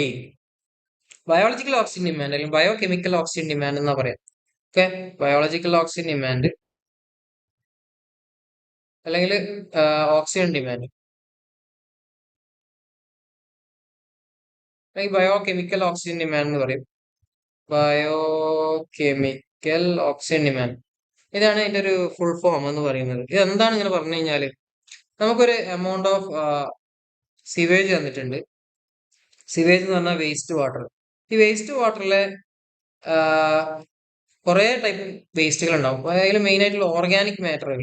Organic matter എന്ന് പറഞ്ഞു കഴിഞ്ഞാൽ നമ്മളെ വീട്ടിൽ നിന്ന് പോണ human waste, അതൊക്കെ ബാക്ടീരിയക്ക് ഭക്ഷണമാക്കാൻ പറ്റുന്ന സാധനങ്ങളാണ്. അതിനെന്ത് വിളിക്കുക, ഓർഗാനിക് മാറ്റർ എന്ന് വിളിക്കുക. അപ്പൊ ഇതിലുള്ള ഓർഗാനിക് മാറ്ററിനെ ഇതിലുള്ള എയറോബിക് ബാക്ടീരിയക്ക് ഇതിനുള്ളിൽ എന്തുണ്ടാവും, എയറോബിക് ബാക്ടീരിയ എന്താണ്, വായു ഉപയോഗിച്ചിട്ട് അല്ലെങ്കിൽ എയറിനെ ഉപയോഗിച്ച് ഓക്സിജന്റെ പ്രസൻസിൽ മാത്രം ഡീകമ്പോസിഷൻ നടത്തുന്ന ആളുകളെയാണെന്ന് വിളിക്കുക. അല്ലെങ്കിൽ ഈ ഓർഗാനിക് മാറ്ററിനെ തിന്നുന്ന ആളുകളെയാണെന്ന് വിളിക്കുക, എയറോബിക് ബാക്ടീരിയ എന്ന് വിളിക്കുക. ഓക്കെ, അപ്പൊ ഈ ബാക്ടീരിയ എന്താ ചെയ്യാതിലുള്ള ഓർഗാനിക് മാറ്റർ ഓർഗാനിക് വേസ്റ്റ് എന്ത് ചെയ്യും, ഭക്ഷണമാക്കും, അല്ല ഡീകമ്പോസ് ചെയ്യുമെന്ന് പറയും.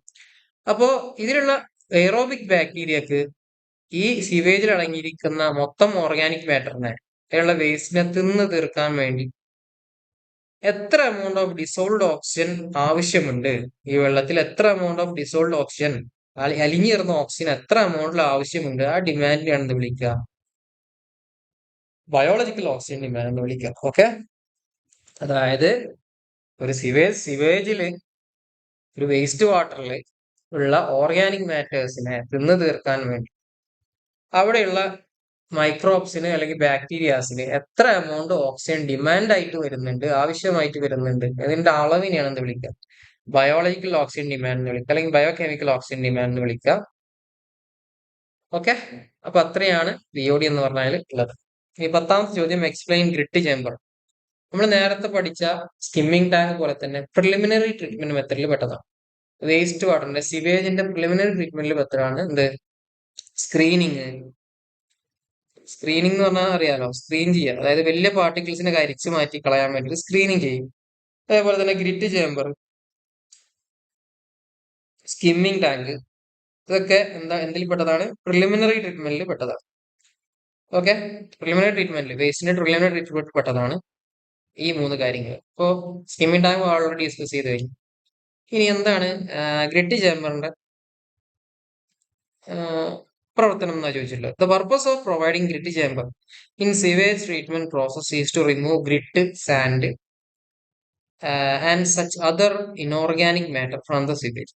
സിവേജിൽ നിന്ന് സാൻഡ്, ഗ്രിറ്റ് പോലുള്ള, സാൻഡ് പറഞ്ഞാൽ മണല്, അതേപോലെ ഇനോർഗാനിക് മെറ്റീരിയൽ എന്ന് പറഞ്ഞാൽ കല്ല് പോലത്തെ മെറ്റീരിയൽസ് ഉണ്ടാവില്ല, ഡീകമ്പോസ് ചെയ്യപ്പെടാത്ത കല്ല്, മണല് പോലുള്ള മെറ്റീരിയൽസിനെ ഇനോർഗാനിക് മാറ്റർ വിളിക്കും. അപ്പൊ അങ്ങനെയുള്ള മെറ്റീരിയൽ റിമൂവ് ചെയ്യാൻ വേണ്ടി നമ്മൾ ഉപയോഗിക്കുന്ന ചേമ്പറിനെയാണ്, അല്ലെങ്കിൽ ഒരു ടാങ്കിനെയാണ് നമ്മൾ വിളിക്കുക, ഗ്രിറ്റ് ചേമ്പർ എന്ന് വിളിക്കുക.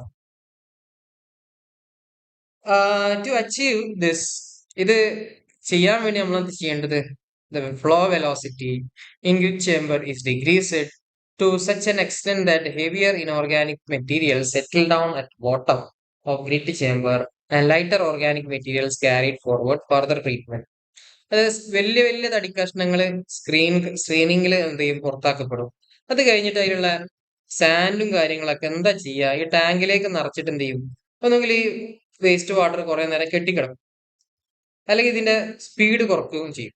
സ്പീഡ് കുറയ്ക്കുകയോ കെട്ടി നിർത്തുകയോ ചെയ്യും. അപ്പൊ ഇതിലെന്ത് സംഭവിക്കാം, ഇതിലുള്ള കനമുള്ള, വെള്ളത്തേക്കാൾ കനമുള്ളതായിരിക്കുമല്ലോ സാൻഡ്, കല്ലൊക്കെ, കല്ല് പാർട്ടിക്കിൾസ് ഒക്കെ, ഇനോർഗാനിക് പാർട്ടിക്കിൾസ്. അപ്പൊ അവയെ എന്ത് ചെയ്യും, താഴേക്ക് ഇങ്ങനെ സെറ്റിൽ ഡൗൺ ചെയ്തിട്ട് എന്ത് ചെയ്യും, ഇവിടെ സെറ്റിൽ ഡൗൺ ചെയ്യപ്പെടും.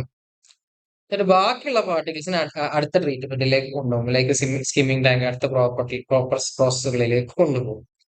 അപ്പോ ഇങ്ങനെയാണ് ഒരു സ്കിമ്മിംഗ് ടാങ്കിന്റെ പ്രവർത്തനം. ഇതിൽ ഗ്രിട്ടുകളും ഹെവിയർ സ്റ്റോൺസും കാര്യങ്ങളൊക്കെ റിമൂവ് ചെയ്യാൻ വേണ്ടിയിട്ടാണ്. എങ്ങനെയാണ് റിമൂവ് ചെയ്യുക, ഒരു ചാമ്പറിൽ എന്ത് ചെയ്യും, അതിന്റെ ഫ്ലോ വെലോസിറ്റി കുറയ്ക്കുകയോ അല്ലെങ്കിൽ അതിനെ കെട്ടിയിർത്തുകയോ ചെയ്യും. അപ്പോഴാണ് അവിടുത്തെ പ്രോസസ്സ് കംപ്ലീറ്റ് ആവുക.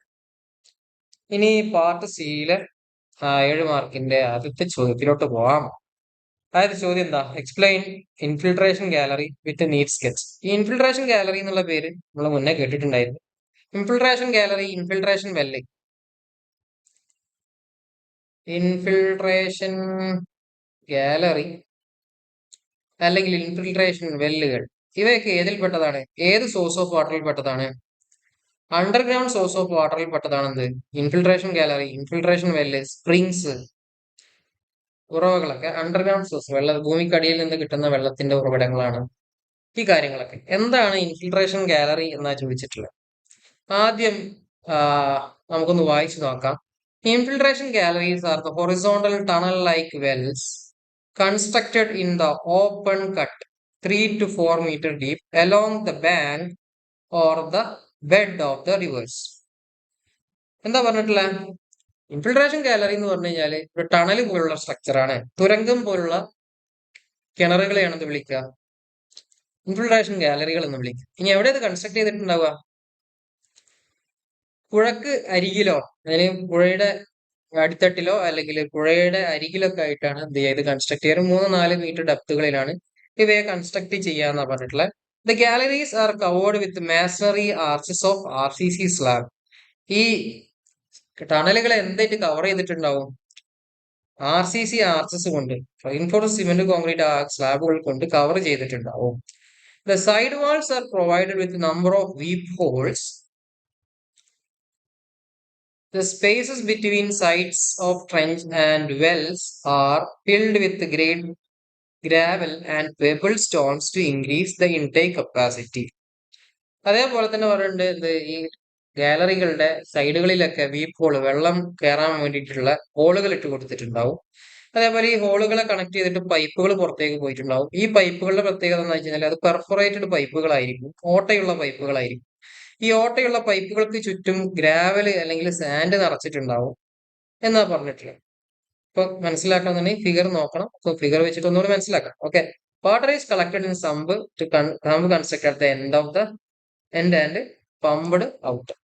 ഇനി എന്താന്നുള്ളത് ഫിഗർ വെച്ചിട്ടൊന്ന് നോക്കാം. ഫിഗർ മസ്റ്റ് ആണ്. ഞാൻ പറഞ്ഞു എന്ത്, ഇത് is infiltration galleries trench like structure അല്ലെ, ഒരു ട്രഞ്ചാണ്, തുരങ്കം പോലുള്ള സ്ട്രക്ചർ ആണ് ഈ കാണുന്നത് അല്ലെ. അതിന്റെ മേളിൽ RCC സ്ലാബ് ഉണ്ടാവും, അടിയിൽ ഫൗണ്ടേഷൻ ഉണ്ട്. ഓക്കെ, സൈഡുകളൊക്കെ മാസണറി വാളുകൾ കൊണ്ട് പണിഞ്ഞിട്ടുണ്ടാവും. സെക്ഷൻ ആണ്. പിന്നെ സൈഡുകളിൽ വീപ്പ് ഹോൾസ് ഉണ്ടാവും, ഹോളുകൾ കൊടുത്തിട്ടുണ്ടാവും. ഈ ഹോളുകളെ കണക്ട് ചെയ്തിട്ടുള്ള പൈപ്പുകളാണ് ഈ കാണിക്കുന്നത്. പൈപ്പിന്റെ ജോയിന്റ് ആണ് ഈ കാണിച്ചിട്ടാ. സോക്കറ്റ് ആൻഡ് സ്പിഗോട്ട് ജോയിന്റ് ആണ് കാണിച്ചതാണ്. ഓക്കെ, ഈ പോറസ് പൈപ്പുകളാണ് ഉണ്ടാവുക. ഈ പൈപ്പുകളൊക്കെ മുകളിൽ ഓട്ടകൾ ഉണ്ടാവും, പോറസ് ആയിട്ടുള്ള ഓട്ടകളുള്ള പൈപ്പായിരിക്കും. അതിന്റെ ചുറ്റും എന്തുണ്ടാവും? ഗ്രാവൽ മെറ്റീരിയൽസ്, സാൻഡ്, ഗ്രാവല് പോലുള്ള കല്ല്, പെബിൾസ് ഒക്കെ കൊടുത്തിട്ടുണ്ടാവും. ഇനി എന്താണ് ഇവിടെ വർക്ക് ചെയ്യുക? ഈ കുഴത്തട്ടിനോട് ചേർന്ന് അല്ലെങ്കിൽ കുഴക്ക് ചേർന്നിട്ട് എന്തുണ്ടാവും? ഈ മണ്ണിലൊക്കെ വെള്ളം ഉണ്ടാവില്ലേ? ഈ വെള്ളം എന്ത് സംഭവിക്കും? ഇവിടെയുള്ള വെള്ളം എന്ത് ചെയ്യും? ഈ പൈപ്പിലോട്ട് ഇൻഫിൽട്രേറ്റ് ചെയ്യും. വെള്ളം മാത്രമേ ഇൻഫിൽട്രേറ്റ് ചെയ്യുള്ളൂ, ചളി ഇൻഫിൽട്രേറ്റ് ചെയ്യാതിരിക്കാം, ചളി ഉള്ളിലേക്ക് കയറാതിരിക്കാൻ വേണ്ടിയിട്ടാണ് എന്ത് ചെയ്തിട്ടുള്ളത്?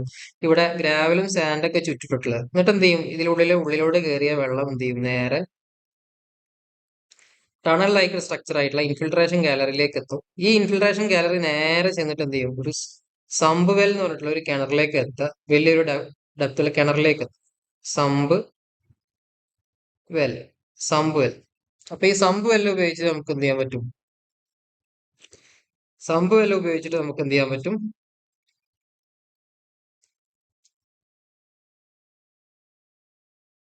ഈ സമ്പ് വെല്ലിൽ നിന്ന് നമുക്ക് എന്ത് ചെയ്യാം? ഈ വെള്ളത്തിനെ പമ്പ് ചെയ്ത് നമുക്ക് ഉപയോഗിക്കാൻ പറ്റും. പമ്പ് ഔട്ട് ചെയ്തിട്ട് നമുക്ക് എന്ത് ചെയ്യാൻ പറ്റും? ഉപയോഗിക്കാൻ പറ്റും. അപ്പൊ ഇതാണ് ഇൻഫിൽട്രേഷൻ ഗാലറീസിനെ കുറിച്ചിട്ടുള്ള പറയാനുള്ളത്. അപ്പൊ ഈ ഫിഗർ വരച്ചു വെക്കുക, അതേപോലെ തന്നെ ഈ പോയിന്റ്സ് എന്ത് ചെയ്യാം? എഴുതി വെക്കാം. ഇനി ആറാമത്തെ ചോദ്യം ഓർ ക്വസ്റ്റ്യൻ ആണ്. അതിന്റെ explain methods of conveyance of water. ഇനി വെള്ളം നിങ്ങളുടെ നാട്ടിലേക്ക് വെള്ളം സപ്ലൈ ചെയ്യുന്ന അല്ലെങ്കിൽ ഡിസ്ട്രിബ്യൂട്ട് ചെയ്യുന്നതിന്റെ മെത്തേഡ്സ്. ഡിസ്ട്രിബ്യൂട്ട് ചെയ്യാന്ന് പറഞ്ഞാൽ ഇപ്പൊ നിങ്ങളെ ട്രീറ്റ്മെന്റ് വെള്ളം ഏതെങ്കിലും സോഴ്സിൽ നിന്ന് എടുത്തിട്ട് ട്രീറ്റ് ഒക്കെ ചെയ്ത് നിങ്ങളെ നാട്ടിൽ ഒരു ടാങ്കിലേക്ക് എത്തിച്ചിട്ടുണ്ടോ, അല്ലെങ്കിൽ ഒരു റിസർവോയറിലേക്ക് എത്തിച്ചിട്ടുണ്ടാവും. നമ്മുടെ നാട്ടിലൊക്കെ ഒരു ടാങ്കിലേക്ക് സ്റ്റോർ ചെയ്തിട്ടാ ചെയ്യുക അല്ലെ. വലിയൊരു ടാങ്ക്, ഉയരമുള്ള ടാങ്കിൽ സ്റ്റോർ ചെയ്ത് വെച്ചിട്ടുണ്ടാവും വെള്ളം. എന്നിട്ട് ഈ വെള്ളം എന്ത് ചെയ്യും? അടുത്ത ടൗണിലുള്ള സ്ഥലങ്ങളിലേക്ക് എന്ത് ചെയ്യും? പൈപ്പുകൾ വഴി ഇങ്ങനെ സപ്ലൈ ചെയ്ത് കൊടുക്കും. അപ്പൊ ഇങ്ങനെ ടൗണിലേക്ക് വെള്ളം സപ്ലൈ ചെയ്ത് കൊടുക്കുന്നതിനാണ് എന്ത് വിളിക്കുക? ഡിസ്ട്രിബ്യൂഷൻ എന്ന് വിളിക്കുക, അല്ലെങ്കിൽ കൺവേയൻസ്, ട്രാൻസ്പോർട്ട് ചെയ്യാന്നൊക്കെ വിളിക്കുക. എങ്ങനെയൊക്കെ ടൈപ്പിൽ നമുക്ക് ട്രാൻസ്പോർട്ട് ചെയ്യാന്നാണ് ചോദിച്ചിട്ടുള്ളത്. Water has to be converted from the source to the treatment plant and subsequently distributed for consumption. For this purpose the conduits are used. നമ്മള് സോഴ്സ് വെള്ളം നിന്ന് ട്രീറ്റ്മെന്റ് പ്ലാന്റിലേക്കും അതേപോലെ ട്രീറ്റ്മെന്റ് പ്ലാന്റിൽ നിന്ന് വെള്ളം നാട്ടിലേക്ക് ഡിസ്ട്രിബ്യൂട്ട് ചെയ്യുകയും ചെയ്യുമ്പോൾ നമ്മൾ എന്ത് ചെയ്യണം? പൈപ്പുകൾ യൂസ് ചെയ്തിട്ടാണ് എന്ത് ചെയ്യുക? ഇവയെ വെള്ളത്തെ ട്രാൻസ്പോർട്ട് ചെയ്യുക. അപ്പൊ ഏതൊക്കെ ടൈപ്പ് കൺവേയൻസ് സിസ്റ്റങ്ങൾ എന്ന് വെച്ച് കഴിഞ്ഞാൽ ആദ്യം പറഞ്ഞിട്ടുള്ളത് ഗ്രാവിറ്റി കൺഡ്യൂട്ട്സ്, അതേപോലെ തന്നെ പ്രഷർ കൺഡ്യൂട്ട്സ്. ഗ്രാവിറ്റി കൺഡ്യൂട്ട്സ് എന്നാൽ ദ ഫ്ലോ ഇൻ കൺഡ്യൂട്ട് എന്ന പൈപ്പ് നടത്തട്ടോ. The flow in conduit is due to gravity. The water surface is free subject to atmospheric pressure. The gravity flow occurs due to falling gradient provided to the conduit. ഇവിടെ എന്താ വെച്ച് കഴിഞ്ഞാല് ഇങ്ങനെ എഴുതിയാൽ മതി. The flow occurs due to gravity അല്ലെ. ഉയർന്ന പ്രദേശത്ത് നമ്മൾ സ്റ്റോർ ചെയ്ത വെള്ളം ഗ്രാവിറ്റി ഫോഴ്സ് കാരണം താഴേക്ക് ഒഴുകി സപ്ലൈ ആവപ്പെടുന്നു. അവിടെ എക്സ്ട്രാ നമ്മൾ എന്ത് ചെയ്യണില്ല? വേറെ ഫോഴ്സ്, പമ്പ് ഒന്നും യൂസ് ചെയ്യണില്ല. അങ്ങനെയുള്ള സിസ്റ്റത്തെയാണ് ഗ്രാവിറ്റി കൺഡ്യൂട്ട്സ് എന്ന് വിളിക്കുന്നത്. ഇനി പ്രഷർ എന്ന് പറഞ്ഞു കഴിഞ്ഞാൽ എന്താണ്? ഇപ്പോൾ നിങ്ങളെ നടക്കണ അല്ലെങ്കിൽ നിങ്ങൾ ജീവിക്കുന്ന ഒരു പ്രദേശം ഹയർ ആയിട്ടുള്ള ഒരു പ്രദേശത്തും നിങ്ങളുടെ സോഴ്സ് അല്ലെങ്കിൽ വെള്ളം കിടക്കുന്ന സ്ഥലം താഴെയാണെങ്കിൽ നമുക്ക് ഈ സിസ്റ്റം ഉപയോഗിക്കാൻ പറ്റില്ല. സ്വയം ഒഴുകി പോവും. ഇല്ല. അപ്പൊ അവിടെ എന്ത് ചെയ്യേണ്ടി വരും? നമ്മള് പ്രഷർ ഉപയോഗിച്ച് വെള്ളത്തെ എന്ത് ചെയ്യണം? മുകളിലേക്ക് എത്തിക്കേണ്ടി വരും. ചിലപ്പോൾ പമ്പുകൾ ഉപയോഗിക്കേണ്ടി വരും. അല്ലേ? അപ്പൊ അങ്ങനെയുള്ള ടൈപ്പ് പ്രഷർ ഉപയോഗിച്ചിട്ട് ഒരു എക്സ്ട്രാ പ്രഷർ ഉപയോഗിച്ചിട്ട് നമ്മൾ വെള്ളത്തെ പമ്പ് ചെയ്ത് മുകളിലേക്ക് എത്തിക്കുക എന്നുണ്ടെങ്കിൽ ആ ടൈപ്പ് കൺവെൻസിനെയാണ് വിളിക്കുക. പ്രഷർ പൈപ്പ്സ് എന്ന് വിളിക്കുക. ദീസ് സിസ്റ്റം എന്ന് വിളിക്കുക. അങ്ങനെയുള്ള പൈപ്പുകളെയാണ് വിളിക്കുക പ്രഷർ പൈപ്പുകൾ അല്ലെങ്കിൽ പ്രഷർ കണ്ട്യൂട്ട്സ് വിളിക്കുക. This also called pipe conduit which large amount of water flows under pressure. They are circular cross section made of different materials like cast iron, steel, RCC. ഇവിടെ നമുക്ക് ശരിക്ക് മെത്തേഡ്സ് ഓഫ് കൺവെയൻസ് ചോദിച്ചു കഴിഞ്ഞാൽ gravity system, അതേപോലെ pumping system, അതേപോലെ combined of both ഒക്കെ വേണമെങ്കിൽ എഴുതാം. ഓക്കെ, അപ്പോ അതൊന്ന് ജസ്റ്റ് എന്ത് ചെയ്യാം, പഠിച്ചു വെക്കാം. അടുത്ത ചോദ്യം, explain various methods of distribution of water. Explain various methods of distribution of water. വെള്ളം ഡിസ്ട്രിബ്യൂട്ട് ചെയ്യാറുണ്ട് എന്താണ്? അതായത് നമ്മളെ ട്രീറ്റ്മെന്റ് ഒക്കെ കഴിഞ്ഞ് വെള്ളം സോഴ്സിൽ നിന്ന് എടുത്ത് ട്രീറ്റ്മെന്റ് പ്ലാന്റിലേക്ക് എത്തിച്ച് ട്രീറ്റ്മെന്റ്സ് ഒക്കെ കഴിഞ്ഞ് അതിൽ പ്യൂരിഫൈ ഒക്കെ ചെയ്ത് നമ്മുടെ നാട്ടിലേക്ക് വിതരണം ചെയ്യുന്നതിനെ ആണെന്ന് വിളിക്കുക ഡിസ്ട്രിബ്യൂഷൻ. വീടുകളിലേക്ക്, കമ്പനികളിലേക്ക്, അല്ലെങ്കിൽ വിദ്യാഭ്യാസ സ്ഥാപനങ്ങളിലേക്ക്, കച്ചവട സ്ഥാപനങ്ങളിലേക്ക് വെള്ളം സപ്ലൈ ചെയ്യുന്നതിനെയാണ്, അല്ലെങ്കിൽ ഡിസ്ട്രിബ്യൂട്ട് വിതരണം ചെയ്യുന്നതാണെന്ന് വിളിക്കുക ഡിസ്ട്രിബ്യൂഷൻ ഓഫ് വാട്ടർ എന്ന് വിളിക്കുക. ഏതൊക്കെ ടൈപ്പ് ഡിസ്ട്രിബ്യൂഷൻ സിസ്റ്റംസ് ആണ് ഉള്ളത് ചോദിച്ചിട്ടില്ല. മെയിൻ ആയിട്ടുള്ളത് dead end method or tree system, grid iron method, circle or ring system and radial system. ഇനി ഈ സിസ്റ്റങ്ങൾ, ഇങ്ങനെയുള്ള സിസ്റ്റങ്ങൾ ഡിപ്പെൻഡ് ചെയ്യുന്നത് എങ്ങനെയാണ് ഏതൊക്കെ സിസ്റ്റം എന്ന് മനസ്സിലാക്കി വെക്കുക. ഒരു ടൗണിന്റെ ലേ ഔട്ട് പോലെ ഉണ്ടാകും. ആ ടൗൺ എങ്ങനെയാണ് വികസിച്ചിരിക്കുന്നത്, ഇതിന്റെ ലേ ഔട്ട് എങ്ങനെയാണ്, അതിനനുസരിച്ചിട്ടാണ് ഈ സിസ്റ്റങ്ങളൊക്കെ നമ്മൾ അഡോപ്റ്റ് ചെയ്യുക. അപ്പൊ ആദ്യത്തെ സിസ്റ്റം എന്ന് പറഞ്ഞു കഴിഞ്ഞാൽ dead end system. Dead end system എന്ന് പറഞ്ഞാൽ മതി. Dead end method or tree system, dead end method or എന്നാണ് കേട്ടോ. ഡെഡ് എൻഡ് മെത്തഡ് അല്ലെങ്കിൽ ട്രീ സിസ്റ്റം എന്ന് വിളിക്കുക. Dead end method, dead end system എന്ന് മനസ്സിലാക്കി വെച്ചാൽ മതി. It consist of one supply main from which submains are taken. The submains again divided into several branches from which service connections are due to given to the customers. ഈ dead end സിസ്റ്റത്തിൽ ഒരു സബ്മെയിൻ ഉണ്ടാവും. ഇതിന്റെ figure നിങ്ങൾ നോക്കി മനസ്സിലാക്കണം. ഒരു main pipe ഉണ്ടാവും. ഒരു മെയിൻ പൈപ്പ് ഇങ്ങനെ പോയിട്ടുണ്ടാവും. അതിൽ നിന്ന് ഒരു ബ്രാഞ്ച് പൈപ്പ് എടുക്കും. സോറി, സബ്മെയിൻ എടുക്കും. സബ്മെയിൻ എടുത്തിട്ടുണ്ടാവും. സബ്മെയിൻ ഇങ്ങനെ പോയിട്ടുണ്ടാവും. പിന്നെ ഈ സബ്മെയിനിൽ നിന്നാണ് നമ്മൾ എന്ത് ചെയ്യുക, ബ്രാഞ്ച് പൈപ്പുകൾ കൊടുത്തിട്ടുണ്ടാവും. അത് പല ഷേപ്പിൽ ഇങ്ങനെ പോയിട്ടുണ്ടാവും. ചിലപ്പോൾ ഇങ്ങനെ പോയിട്ട് ഇങ്ങനെ പോയിട്ടുണ്ടാവും.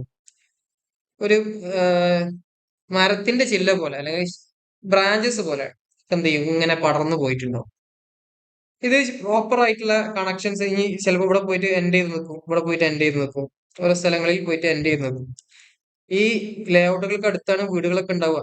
ഓക്കെ, അപ്പൊ ഇങ്ങനെയുള്ള റോഡുകൾക്ക് അരികിലൂടെയാണല്ലോ നമ്മൾ എന്ത് ചെയ്യുക, വെള്ളം സപ്ലൈ ചെയ്ത് കൊടുക്കുക.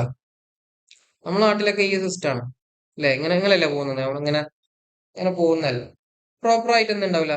സർക്കുലേഷൻ, വെള്ളം ഇങ്ങനെ പരസ്പരം സർക്കുലേറ്റ് ഒന്നും ചെയ്യണില്ല. എവിടെ ചെന്ന് നിൽക്കണം, ഒരു ഡെഡ് എൻഡിൽ പോയി നിൽക്കുകയാണ് അല്ലെ.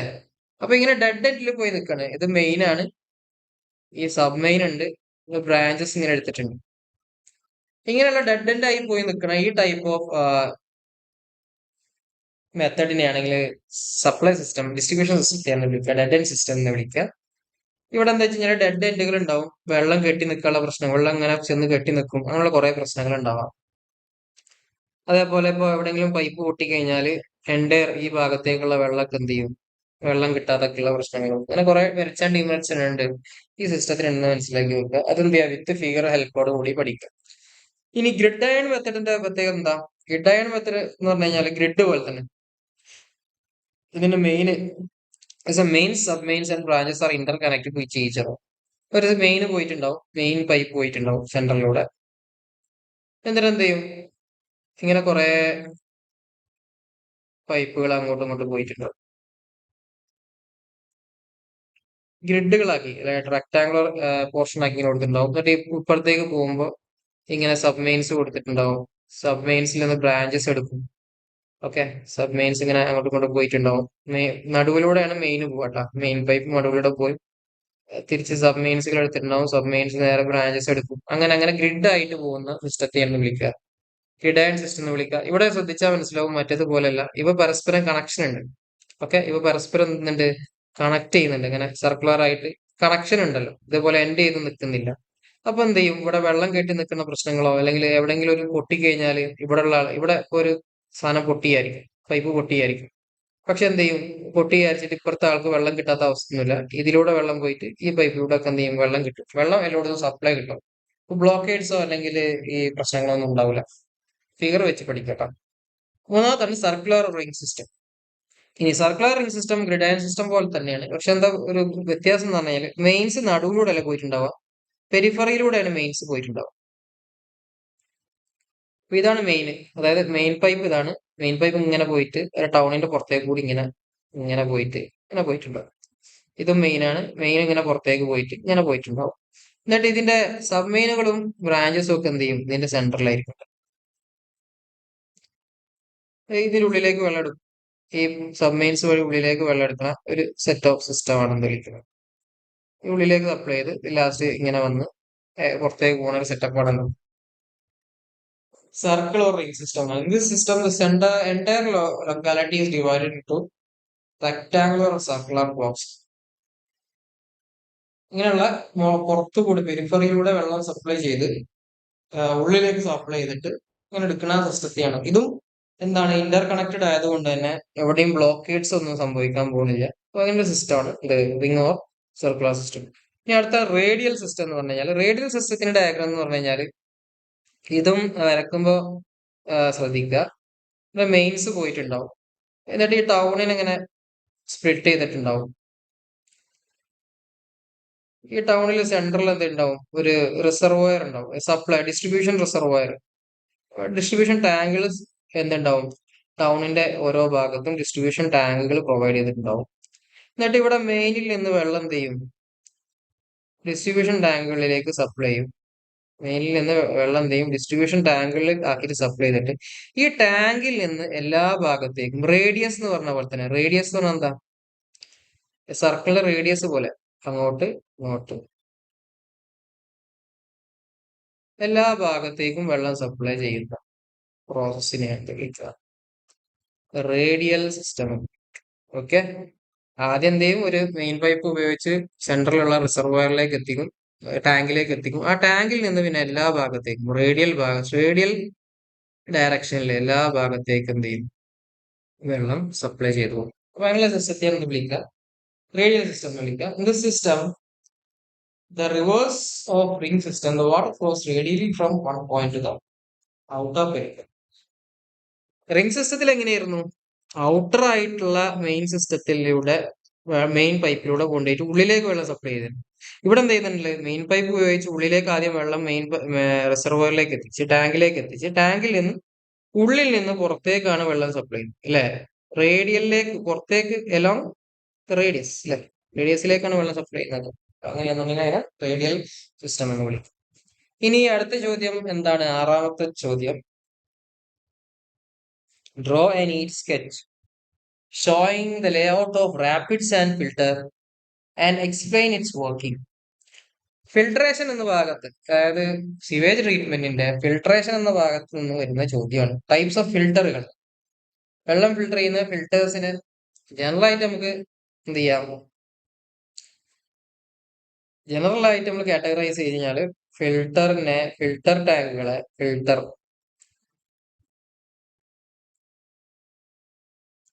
ഫിൽട്ടറുകളെ നമുക്ക് ക്ലാസിഫൈ ചെയ്യാൻ പറ്റുക. ഒന്ന് ഗ്രാവിറ്റി ഫിൽട്ടറും,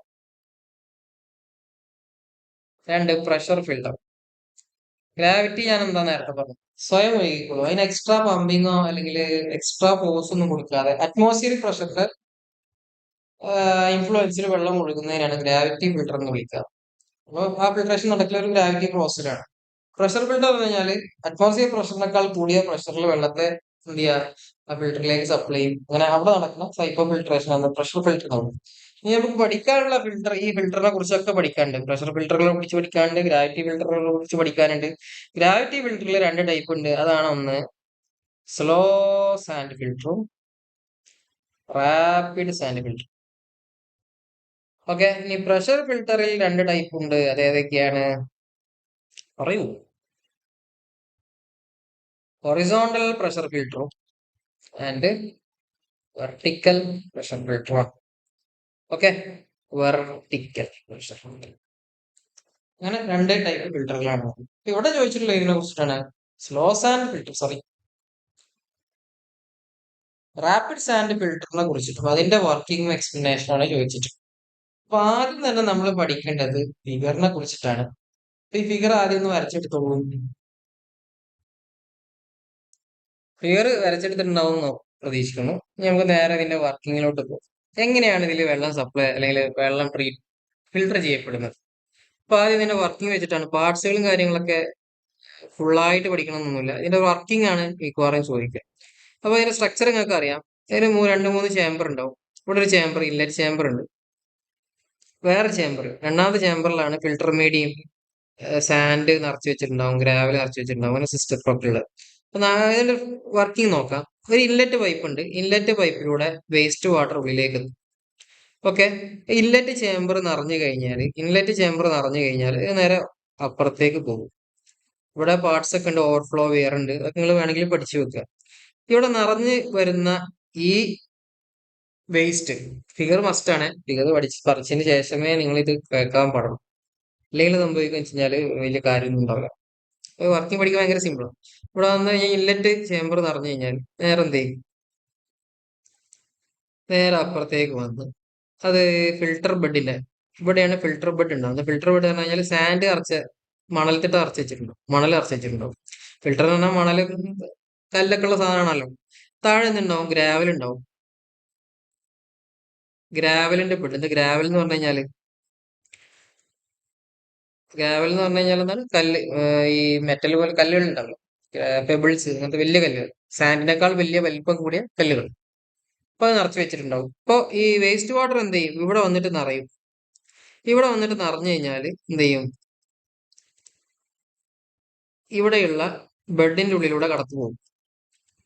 ഇവിടുത്തെ ബെഡിന്റെ ഉള്ളിലൂടെ കടന്നു പോകും. ഈ റാപ്പിഡ് സാൻഡ് ഫിൽറ്ററിന് തിക്നെസ് വളരെ കുറവായിരിക്കും. Thickness of bed will less, അല്ലെ? തിക്നെസ് ഓഫ് ബെഡ് ആർക്കായിരിക്കും കൂടുതൽ? സ്ലോ സാൻഡ് ഫിൽറ്ററിനാണ്. തിക്നെസ് ഓഫ് ബെഡിന്റെ തിക്നെസ് കുറവായിരിക്കും റാപ്പിഡ് സാൻഡ് ഫിൽറ്ററിന്. ഗ്രാവലിന്റെ തിക്നെസ്സും കുറവായിരിക്കും. അതുകൊണ്ട് തന്നെ തിക്നെസ് കുറവ്, കട്ടി കുറവായതുകൊണ്ട് തന്നെ പെട്ടെന്ന് വെള്ളം എന്ത് ചെയ്യും? ഇതിനുള്ള കടന്ന്, ഈ വെള്ളം ഇതിനുള്ള കടന്ന് ഗ്രാവൽസിന്റെ ഉള്ളിൽ കടന്നിട്ട് ലാറ്ററൽ റെയിന് വഴി പൈപ്പിലായിട്ട് എന്ത് ചെയ്യും? പുറത്തേക്ക് പോയിക്കോളും. ഓക്കെ, ഈ ക്ലിയർ ആയിട്ടുള്ള വെള്ളം എന്ത് ചെയ്യും? ഇങ്ങനെ വന്നിട്ട് പുറത്തേക്ക് പോയി. ഓക്കെ, ഇവിടെയാണ് അതാണ് സംഭവിക്കുന്നത്. അപ്പൊ ഈ തിക്നെസ് ഓഫ് ബെഡ് കുറവായത് കൊണ്ട് തന്നെ ഇതിന്റെ പ്രോസസ്സുകളൊക്കെ പെട്ടെന്ന് നടക്കും, പെട്ടെന്ന് ഫിൽട്രേഷൻ നടക്കും. അതുകൊണ്ടാണ് റാപ്പിഡ് സാൻഡ് ഫിൽട്ടർ എന്ന് വിളിക്കുന്നത്. അതേപോലെ ഈ തിക്നെസ് കൂടിയ സ്ലോ സാൻഡ് ഫിൽറ്ററിൽ എന്ത് ചെയ്യും? ഇതിന്റെ തിക്നെസ് ഒക്കെ വളരെ കൂടുതലായിരിക്കും. അപ്പൊ എന്ത് ചെയ്യുന്ന പ്രോസസ് എന്ത് ചെയ്യും? ഭയങ്കര സ്ലോ ആയിരിക്കും. അതിന്റെ ഉള്ളിലൂടെ വെള്ളം കടന്ന് പുറത്തേക്ക് വരാൻ വരെ ടൈം എടുക്കും. പക്ഷെ ഇതിന്റെ എഫിഷ്യൻസി ആർക്കായിരിക്കും കൂടുതൽ? സ്ലോ സാൻഡ് ഫിൽറ്ററിനായിരിക്കും എഫിഷ്യൻസി കൂടുതൽ. റാപ്പിഡ് സാൻഡ് ഫിൽറ്ററിന് അത്ര തന്നെ എഫിഷ്യൻസി ഉണ്ടാവില്ല. അവിടുന്ന് കിട്ടുന്ന വെള്ളം, റാപ്പിഡ് സാൻഡിൽ കിട്ടുന്ന പുറത്തേക്ക് കിട്ടുന്ന ഔട്ട്പുട്ട് എന്ന് പറയുന്നത് സ്ലോ സാൻഡിനേക്കാൾ വൃത്തി കുറവുള്ളതായിരിക്കും. അതാണല്ലോ അതിന്റെ എഫിഷ്യൻസി റാപ്പിഡ് സാൻഡിന് കുറവായിരിക്കും എന്ന് പറയാൻ കാരണം. ഇനി ഇവിടത്തെ സംഭവിക്കുക, ഇവിടെ കുറെ എയർ കംപ്രസർ യൂണിറ്റ്, അതേപോലെ തന്നെ ഓവർ ഹെഡ് ടാങ്ക് എന്നൊക്കെ പറഞ്ഞിട്ട് സാധനങ്ങളുണ്ട്. ഇതൊക്കെ എന്തിനു വേണ്ടിയിട്ടാണ്?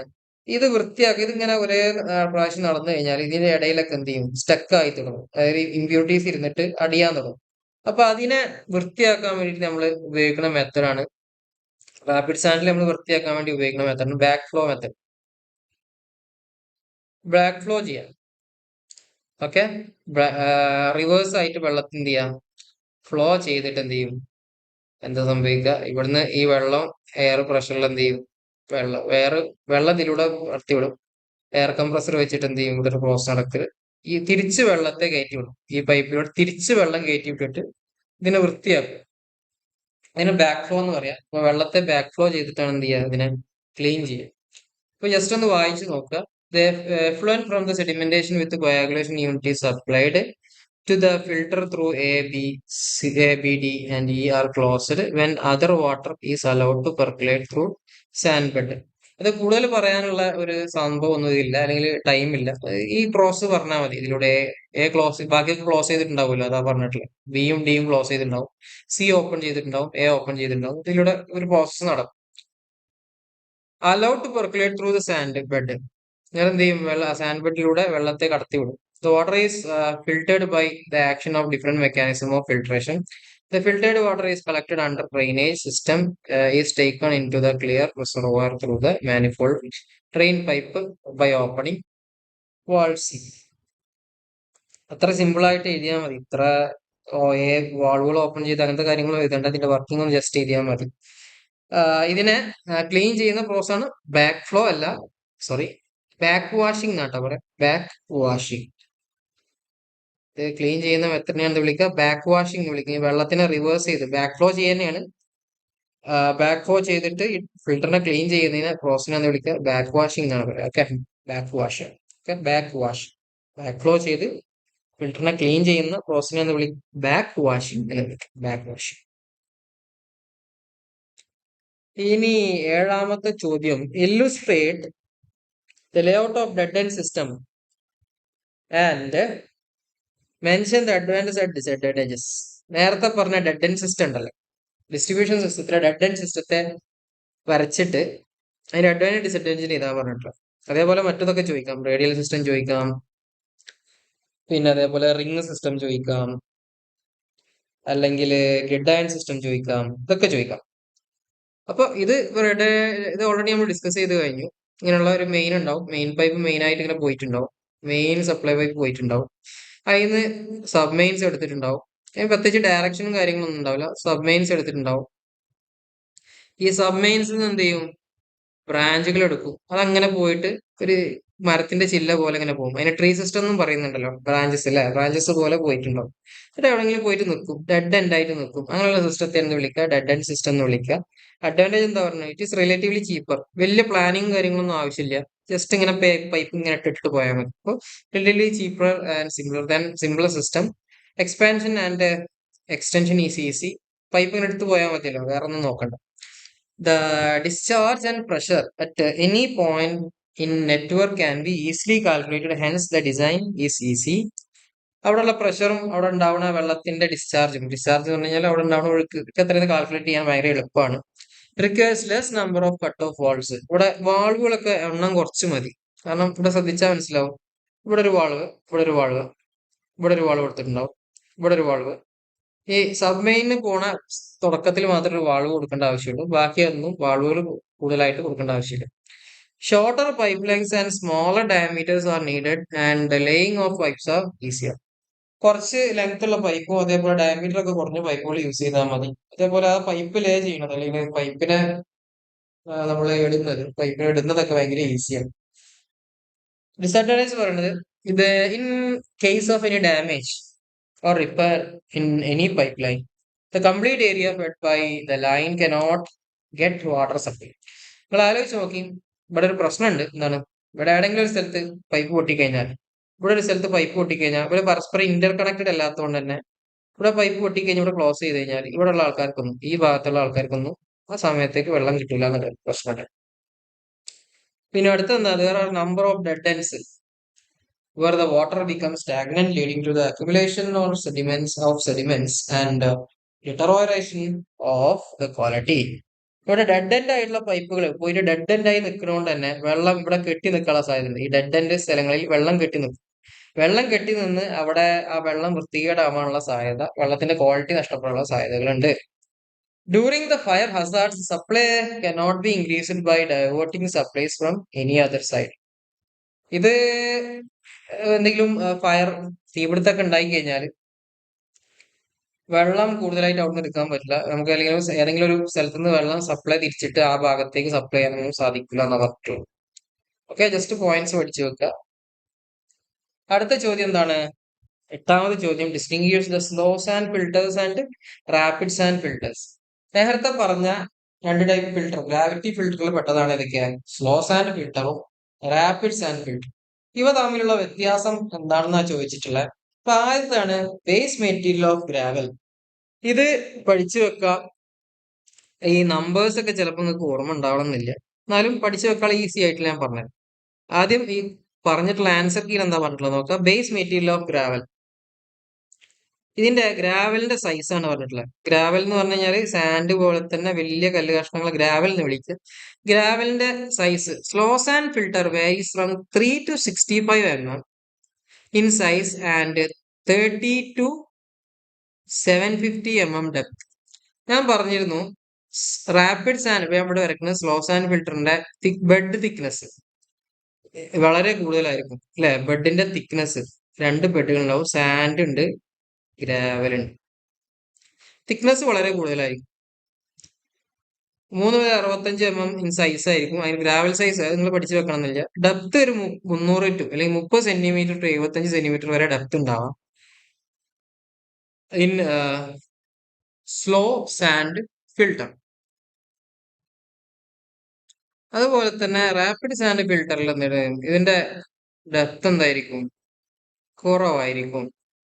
ഫിൽട്ടർ മീഡിയന്റെ ഡെപ്ത് കുറവായിരിക്കും.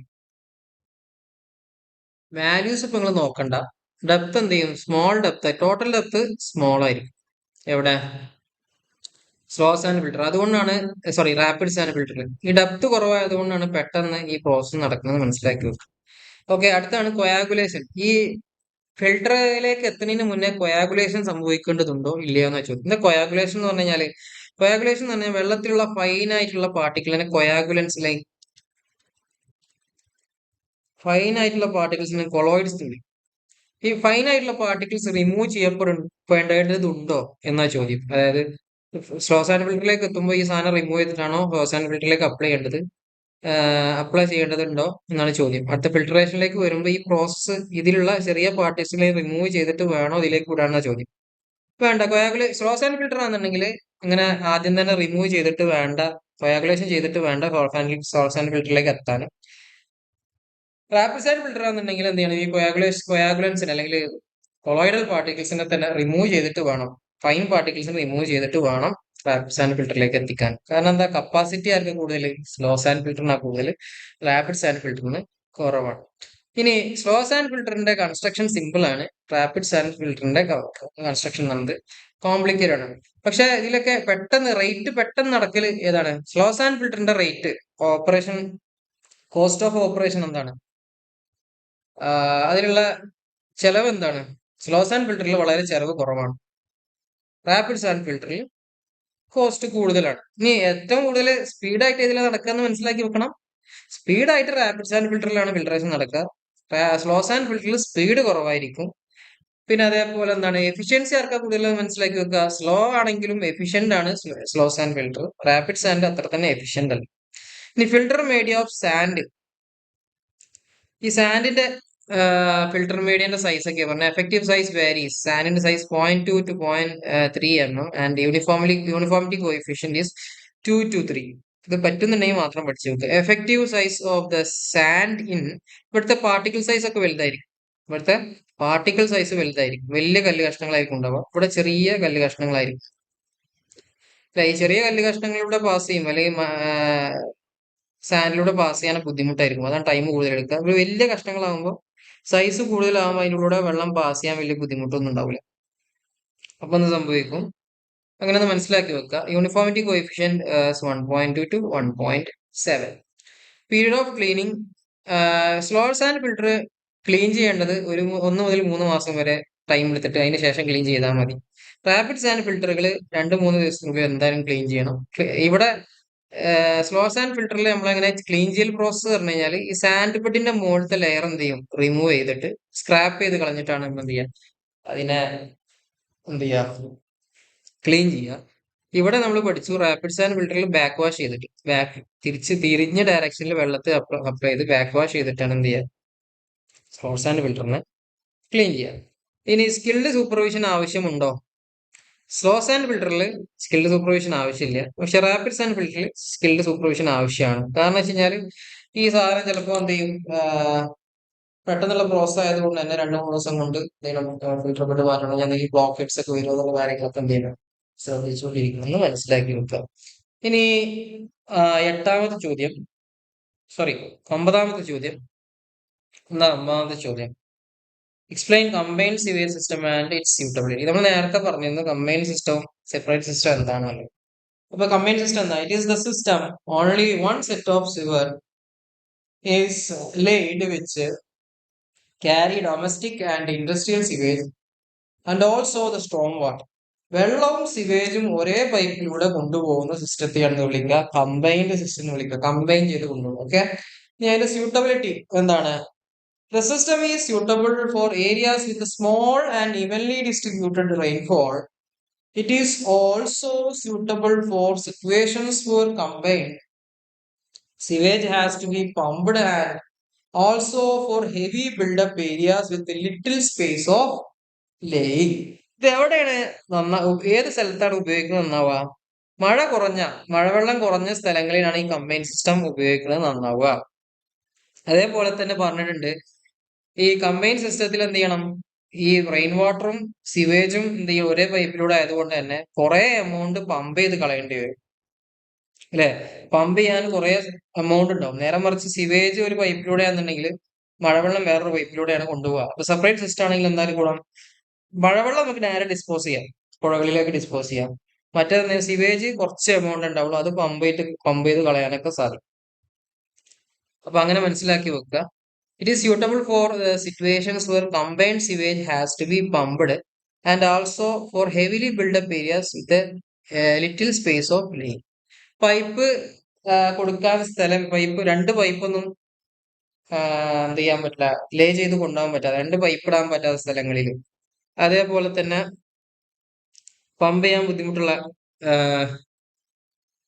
പമ്പ് ചെയ്യാൻ പറ്റുന്ന സ്ഥലങ്ങളിലൊക്കെ എന്ത് ചെയ്യണം? ഈ പമ്പ് ഹൈ എമൗണ്ട് പമ്പ് ചെയ്ത് കളയേണ്ടി വരും. സീവേജും വെള്ളം കൂടി ആകുമ്പോൾ കുറെ എമൗണ്ട് ഉണ്ടാവും, അത് പമ്പ് ചെയ്ത് കളയേണ്ടി വരും. പമ്പ് ചെയ്താൻ പറ്റുന്ന സ്ഥലങ്ങളും അതേപോലെ തന്നെ പൈപ്പ് ഇടാൻ പറ്റാതെ, രണ്ട് പൈപ്പ് കൊടുക്കാൻ പറ്റാത്ത സ്ഥലങ്ങളിലൊക്കെയാണ് ഈ സിസ്റ്റം അഡോപ്റ്റ് ചെയ്യുക എന്നുള്ളത് മനസ്സിലാക്കി വെക്കുക. ഇനി 10ാമത്തെ ചോദ്യം, explain separate sewage system and mention the advantage. ഈ സെപ്പറേറ്റ് സിസ്റ്റം എന്താണ്, അതിന്റെ അഡ്വാൻറ്റേജ് എന്താണെന്ന് ചോദിച്ചിട്ടുള്ളത്. സെപ്പറേറ്റ് സിസ്റ്റം എന്ന് പറഞ്ഞാൽ എന്താണ്? രണ്ട് സെറ്റ് ഓഫ് പൈപ്പ് ഉണ്ടാവും. ഒരു പൈപ്പിലൂടെ സിവേജും കൊണ്ടുപോകും, ഒരു പൈപ്പിലൂടെ മഴവെള്ളം കൊണ്ടുപോകും. അപ്പൊ ഇതിന്റെ കൂടെ ഞാൻ പറഞ്ഞു സിവേഴ്സ് ആർ സ്മോളർ ഹെൻസ് എക്കണോമിക്കൽ. അപ്പൊ കുറച്ച് എമൗണ്ട് എന്തുണ്ടാവുള്ളൂ? സിവറിന്റെ വെള്ളം ഉണ്ടാവുള്ളൂ. മറ്റേത് വെള്ളവുമായിട്ട് കമ്പൈൻ ചെയ്യുമ്പോൾ ലാർജ് എമൗണ്ട് ഒരു പൈപ്പിൽ ഉണ്ടാവും. അപ്പൊ സിവേജ് മാത്രം നമുക്ക് ട്രീറ്റ് ചെയ്താൽ മതിയല്ലോ. അപ്പൊ സിവേജ് മാത്രം പമ്പ് ചെയ്താലും മതി. മഴവെള്ളം നമുക്ക് വേറെ പൈപ്പിലൂടെ കൊണ്ടിട്ട് നേരെ പുഴകളിലോട്ടോ ഇവിടെ ചില ഡിസ്പോസ് ചെയ്യും.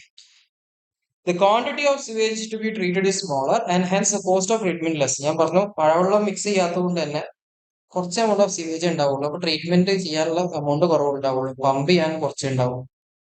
There is no risk of population due to overflowing of storm water from the sewers. ഇനി ഈ മഴവെള്ളം ദൂരെ ഒരുമിച്ചാകുമ്പോൾ ചിലപ്പോൾ ഓവർഫ്ലോ ചെയ്യാനൊക്കെ സാധ്യത മഴക്കാലത്ത്.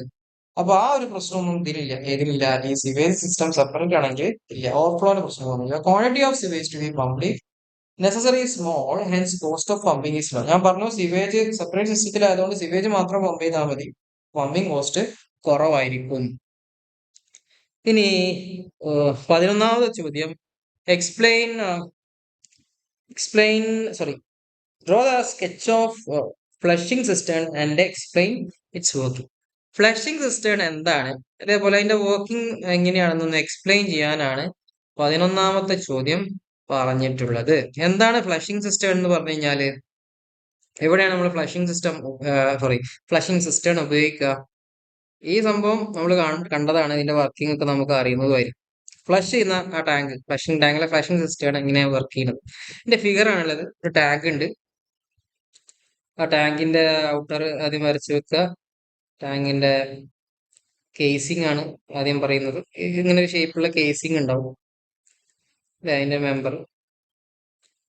അതേപോലെ അതിന്റെ ഉള്ളില് എന്തുണ്ടാവും? ഉള്ളിലേക്ക് വെള്ളം എത്തിക്കാൻ വേണ്ടിയിട്ട് ഒരു ഇൻലെറ്റ് പൈപ്പ് കൊടുത്തിട്ടുണ്ടാവും.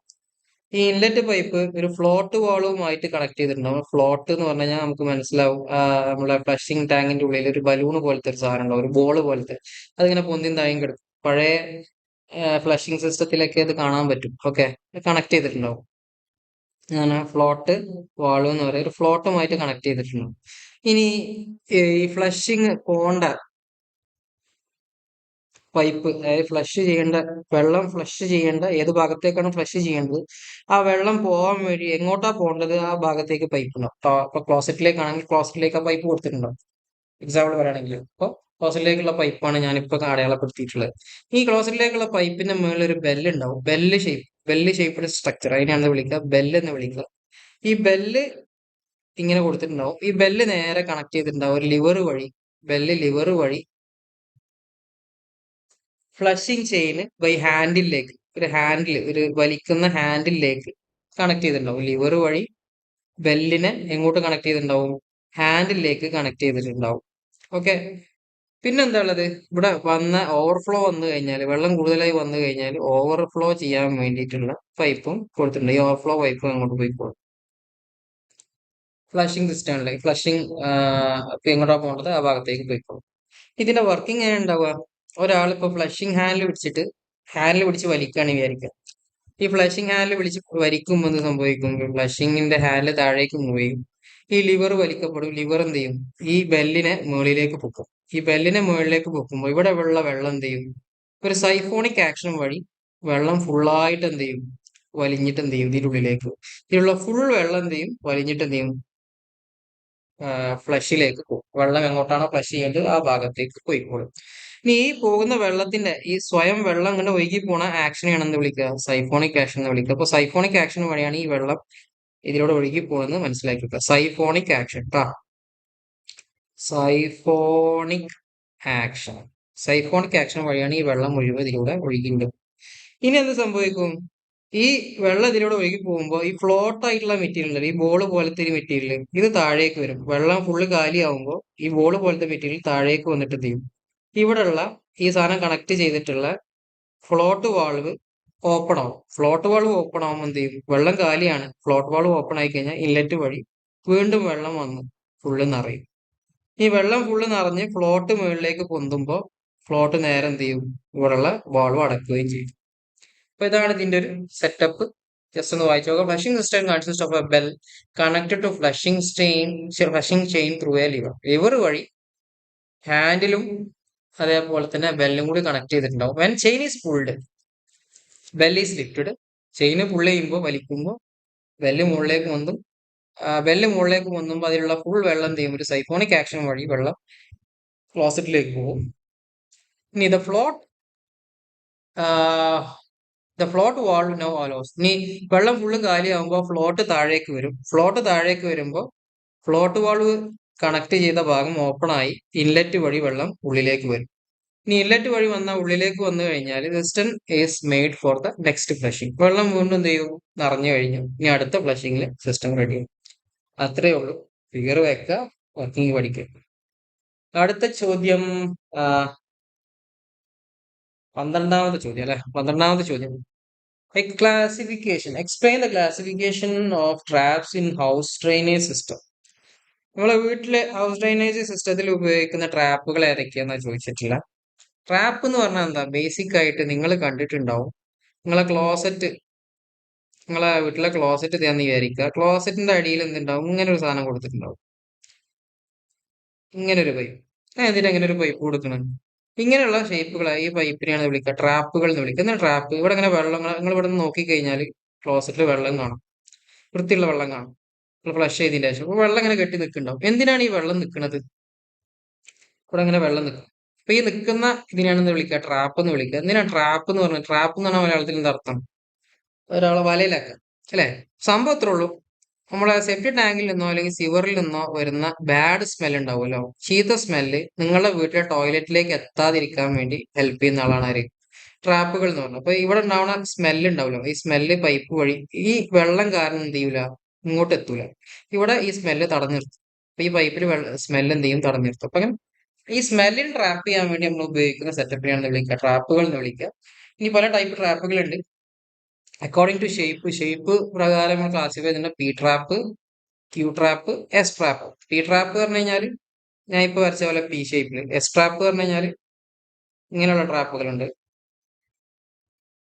ഓക്കെ. അതേപോലെ ഷേപ്പ് ക്യൂ ട്രാപ്പ്, അതേപോലെ ട്രാപ്പുകളുടെ ഷേപ്പ് അനുസരിച്ച് ക്ലാസിഫിക്കേഷൻ ചെയ്തിട്ടുണ്ട് എന്നാ പറഞ്ഞിട്ടുള്ളത്. അപ്പോ ഏതൊക്കെയാണ് ക്ലാസിഫിക്കേഷൻ എന്ന് നോക്കാം. ഇനി പി ട്രാപ്പ് എന്താണ്? ഇനി പി ഷേപ്പ് ആയിരിക്കും. Right angles to each other. Q trap Q ഷേപ്പിലായിരിക്കും, S trap S ഷേപ്പിലായിരിക്കും.